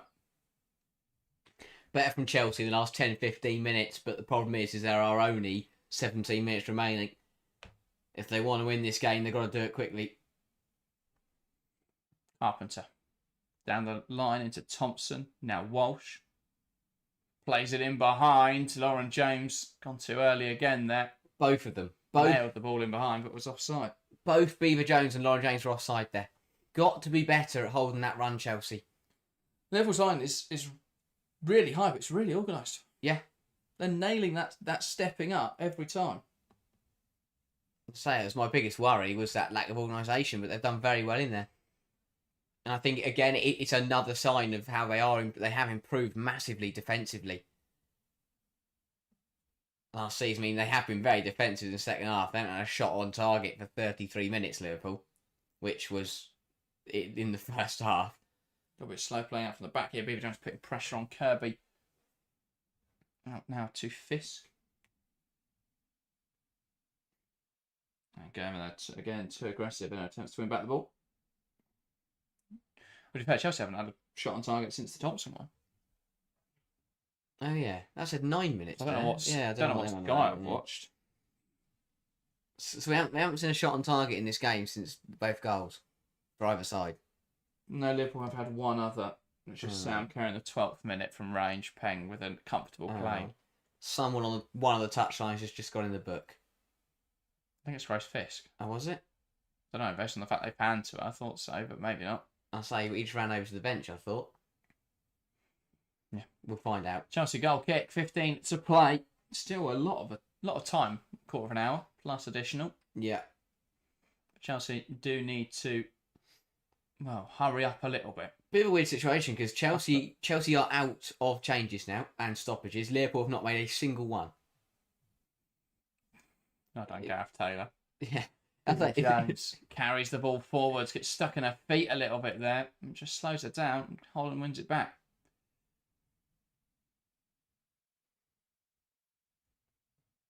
I am a little surprised they went back to the fullback, I have to say. I don't know if James on for Charles was the right change. It just seems to have stopped. You don't allow Carpenter and Baltimore to get as high, and if you do, then you're just really exposed.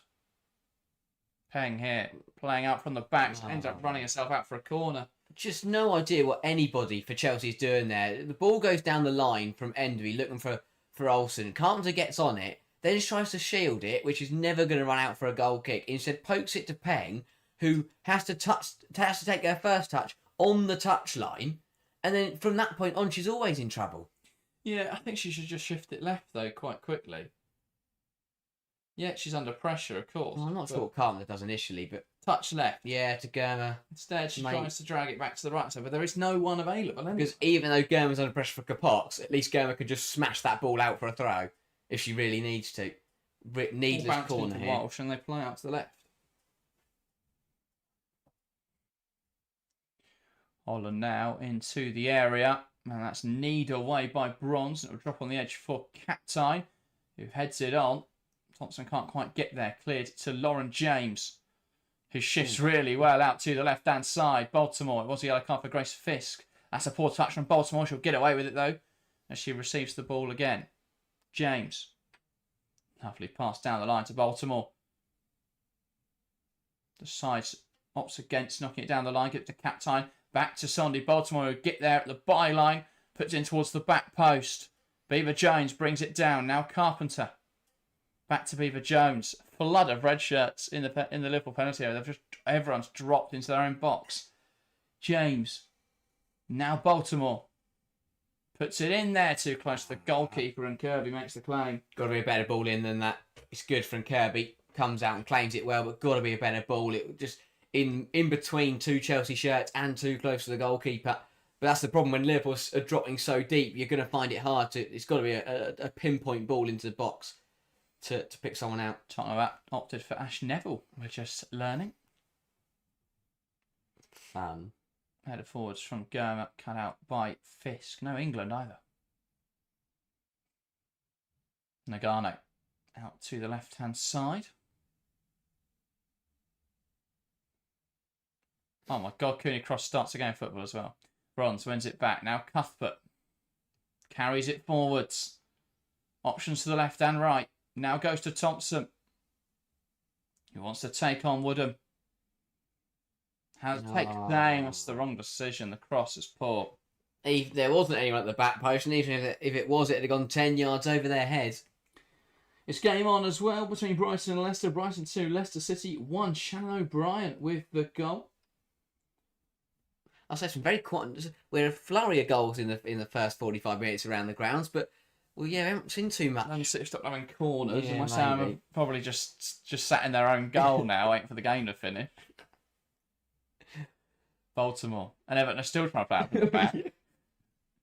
And failing. Martinez pressing them by himself. James. Now Germa. Cuthbert. Germa. Now James. Back now to Bronze. Germa. Oh, it's a poor pass. A really poor wins pass. It back and they'll look to break. Give and go at Capox. Lifts it over the head of Bronze, looking for Beta Olsen. He will receive it. And now knocks it back into Fisk. Olsen. Holland. Nagano puts it into the box. Headed away by Carpenter. Thompson too weak in there. Woodham takes aim. Oh, wow. Whistling past the far post. Too easy. Too easy from Chelsea. It comes from a poor pass from Germa, and it's well worked by Liverpool. They keep the ball, they recycle it backwards, but just too easy from allowed to happen. As you say, what Thompson in the challenge there with Woodham was way too weak. And Woodham caught this nicely, looking for that far corner. Had Olivia Payne worried, but yeah, just past the post. Chelsea got to be careful. Walsh plays it in behind. Here's Vika Captain now, but Woodham will get back. And it's out now for a Chelsea throw-in on the far side. Superb from Woodham today. Absolutely brilliant. And since Thompson's been shifting onto that side, we haven't really seen her. Yeah, I don't know why they don't swap it back now. Because Chelsea don't have a left winger on the pitch. No. And Thompson was running riot on this left-hand side, running at Fisk and I think it's because Baltimore's pushing up, obviously. Now Carpenter's tucking into a back three, which is... I don't understand why they shifted again from the back three. I think that was working, and Chelsea have gone back to the 4, and it's not working because now Carpenter's not really getting forwards. Thompson's not really on her favoured side either, but... Faye Kirby's down. She looks in terrible pain.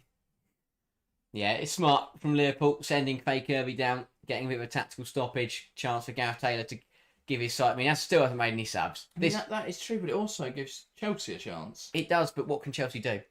Chelsea aren't tired and they've made all their changes. Liverpool, it's the same 11 that started the game. I think they will happily take a rest. I mean, why he doesn't just throw some players on, I have no idea, but it's Gareth Taylor 101 really, isn't it? To just play, to not bring any subs on. Who is on that Liverpool bench? Who can they bring into this game? I think they've got Leanne Kiernan, haven't they? They could put on. Yeah, exactly. Would you not just bring some fresh legs on in that front line? Kiernan, Lundgaard, they've got Kirsty McLean they could put into midfield. Parry, Silcock, Bonner, Shimchak hasn't seen the pitch yet. Yeah, well, mate, I think defensive changes are risky, but I'd just bring a bit of pace up front. If you do get a because when Nagano won that ball and went direct into Olsen stopped and had to bring it back. She didn't have the pace or the energy to run in behind. So why? Surely, if you're Liverpool, you just bring on someone like a Kiernan, play hold up. She can go in behind as well, and just give yourselves a bit. That press will be more intense, but also you've got a bit of energy if you can get the ball up the pitch. And well, Chelsea having a discussion here about what's going wrong. That's interesting. Rather than come over and let the manager, have her thoughts, it's the starting 11 having a discussion between themselves on the pitch, which is I don't mind. I'm not saying it's wrong. I think it's interesting management. At this point in the game, Bombas all realising they don't need instruction. Maybe they did get a whole note. Maybe it's don't talk to us. Yeah, possibly. Miraculously, Faye Kirby is okay to continue. That is good.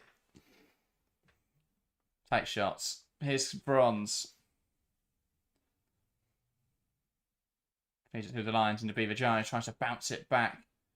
Given away though. Enderby pokes it past Bronze. It's become a bit of a mess in there. Bronze now plays it forward into Captain, who flicks it in behind. On back by Evans. And she'll knock it down the line. That's going to fall to Carpenter.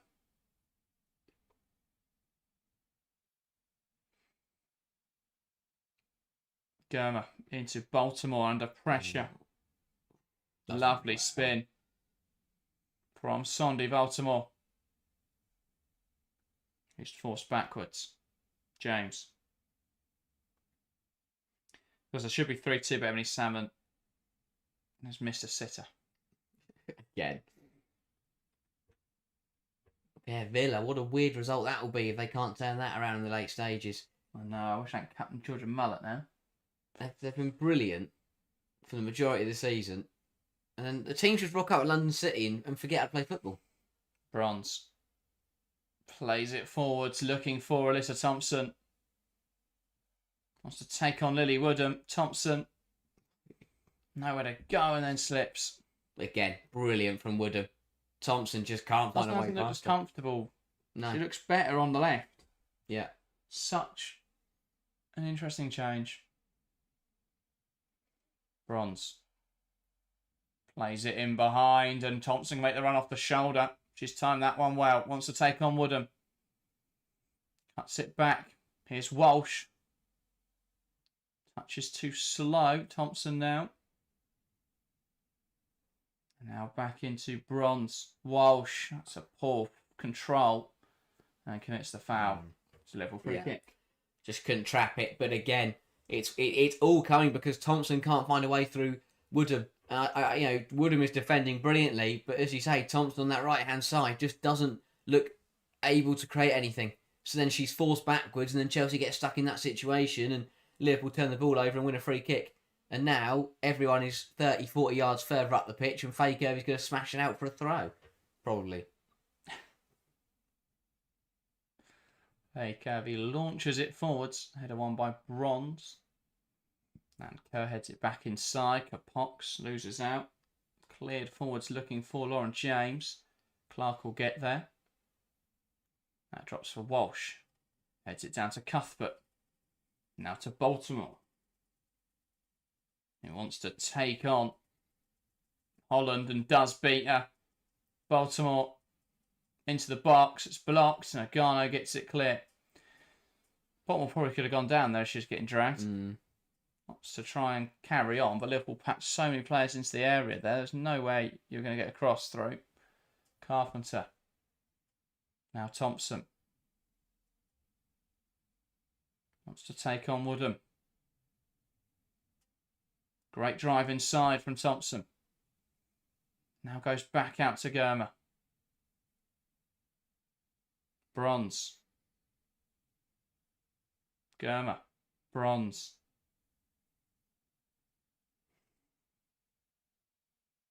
Ball out wide into Carpenter.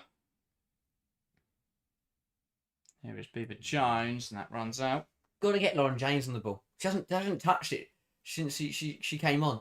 Got to get her on the ball. Lauren James can change games like this, but Chelsea just I don't think she's picked up the ball. Got to be better. At the moment, we're just watching the ball go into Thompson or Baltimore, and then not doing anything with it. Headed on by Germa, headed away by Fisk, and now drops for Bronze. He heads it into Baltimore. I'm back by Cuthbert, nice turn. Cuthbert now wants to open up the play, knocks out to the right-hand side. Here is Thompson, brings it down well. Puts into the box, cleared away by Evans. Walsh. Back to Carpenter, now Thompson. Walsh. Back to Thompson. Plays it inside into Carpenter in the box. Walsh. That's cleared away by Nagano. And now Naomi Germa. Into Walsh. Down the line from Thompson, looking for Carpenter. Puts it into the box, headed away by Fisk. Bronze. Now Sondy Baltimore. Tries to beat Holland. Holland does well just to get her body in the way. Smart play from Kerry Holland. It's good from Holland. But yeah, again, the ball goes out wide. And just neither winger at the moment can seem to find a way through. A few minutes to play in West Ham Everton. Everton have got a goal back, albeit that will matter for very little you'd expect at this stage. You never know. That just confirms no one keeps a clean sheet from these early kickoffs. Yeah, that doesn't. Yeah, it's not very often that happens. Balls from Kirby, header one by Cuthbert. Nagano drops for Cuthbert. Plays it in behind, and Lauren James looking to make the run off the shoulder. Clark does well. That's how to play for a Chelsea throw-in on this near side. Never thought I'd see Lauren James trying to run in behind over the top. Bronze. Switch to the play. That's very difficult for Thompson. That is a terrible pass. It's 10, 15 yards behind her. It's a bit unlucky with the way it bounces just in front of her, but you're pushing for the game and you put that ball so far behind her. Another opportunity for Liverpool to get on the ball and slow the game down. Header one back though by Carpenter, hooked up in the air. Going to drop for Germa, who does really well to bring under control. Now Bronze steps forward, plays it in behind. And Germa slipped there, trying to receive the ball. Here's Peng into Germa. Needs to be more urgency about Chelsea. So we tick towards 90. You'd imagine won't be loads of additional time. There will be some. Faye Kirby was down for a bit. We have seen obviously 5 subs from Chelsea, but say probably 5, 6, most maybe. Bronze. Captain. Wide into Thompson. Carpenter. Bronze. Now Walsh. Now wide into Thompson again. Carpenter overlaps. Thompson. Holds on to that too long. With it. So either got to be played to Carpenter or he got to put it in the box there. Yeah. Does nothing with it. Thompson lays it back towards Carpenter. Misunderstanding between the two. Carpenter blocks it out. Liverpool throw. And in terms of additional time, that is 7 minutes. No, 4 minutes of additional time at the end of this game. It's not loads. No. It's enough to score a goal, but it's not loads. Yeah. It is enough to make Gareth Taylor quiver. So we lost 30 seconds of it trying to watch Lily Woodham take a throw. Bronze throws it down the line. Here's Thompson. Loses out. It's cleared away. Cuthbert brings it under control. And now Germa. Baltimore. I mean, Baltimore has been robbed of possession. She's got to get wider and further and deeper to actually receive the pass. Here's Holland. Cuts inside. Can she get a shot away? It's blocked well by Cuthbert. And now Nagano. Clark. That's over here. And Germa will get there. Need to keep that in play. Doesn't need to for Liverpool throw. Only under pressure from Grace Fisk there. Has options to go backwards or up the line. Just kicks it out. Throwing Brighton, Marissa Olaslagers with the goal there.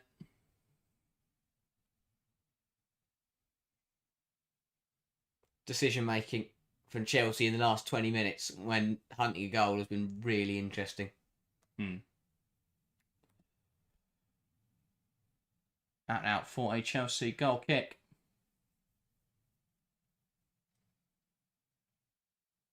Payne plays it short. Chelsea need to be more urgent. Germer.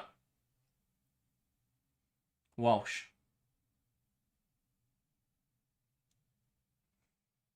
Now Beaver Jones. Carrying it forwards to Bronze.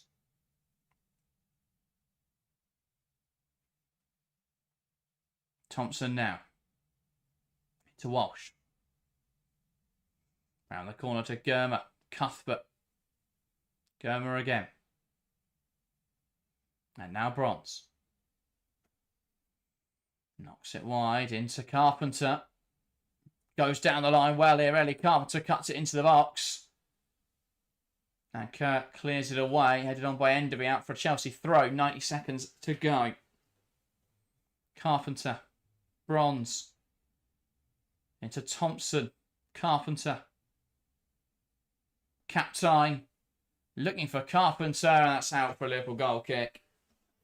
Well followed by Nagano. But again, Chelsea smothered in the wide area. Nothing coming from it.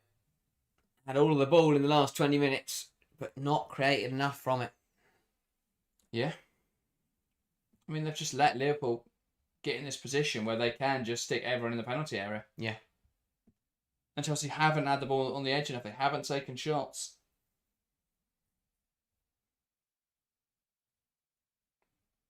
Kirby clears it forwards. Header won by Captain. The game ahead continues. Cuthbert tries to come away with the ball. Holland lashes it clear. Peng will get there, but it's got to go forwards quicker. It's played out short to Germer. Now Baltimore. Germer. Back to Peng. Bronze. Plays it forwards. Beaver Jones heads it down. Cleared away by Nagano. Will drop for Germer now. 10 seconds to play. Bronze. That's cleared away by Nagano. And now as we tick over 94, Bronze has it deep in her own half. And that is the full-time whistle. Not the game Chelsea would have wanted. Lacked the ruthlessness, lacked the ability to create chance in the final third. And Liverpool come away with a big point here at the St Helens Stadium. Not the morning Chelsea would have wanted. They're now 3 points behind Manchester City in the title race. Frustrating watch from a Chelsea perspective. Simply weren't good enough at creating chances. Didn't take their opportunities. And Liverpool scored their one chance. And then were able to sit back. Not good enough for the Blues. And a tough morning's watch. Yeah, massive credit to Liverpool. They defended well. They did the business in the first half and put themselves in a position where they could sit deep and soak up pressure. And as you say, Chelsea didn't test them, didn't put them under enough pressure. 2 shots on target, was it, in the whole game? One shot in target, not good enough. That was it. Not good enough at this level. And Gareth Taylor with a massive helping hand to his former side in Man City. But yeah, not good enough from Chelsea. And Liverpool deservedly take a point away. But for Chelsea, that is a big 2 points drop there. Yeah, indeed. We'll be back to analyse that on Tuesday, where we'll probably come to a more profound conclusion than Sonia Bonpastor is apparently a fraud. But we'll discuss that more on Tuesday. We'll be moving into Arsenal-Tottenham in about, 20 minutes now, so join us for that. That, though, is everything from us for now. Thank you guys very much for watching, and we'll see you in a bit.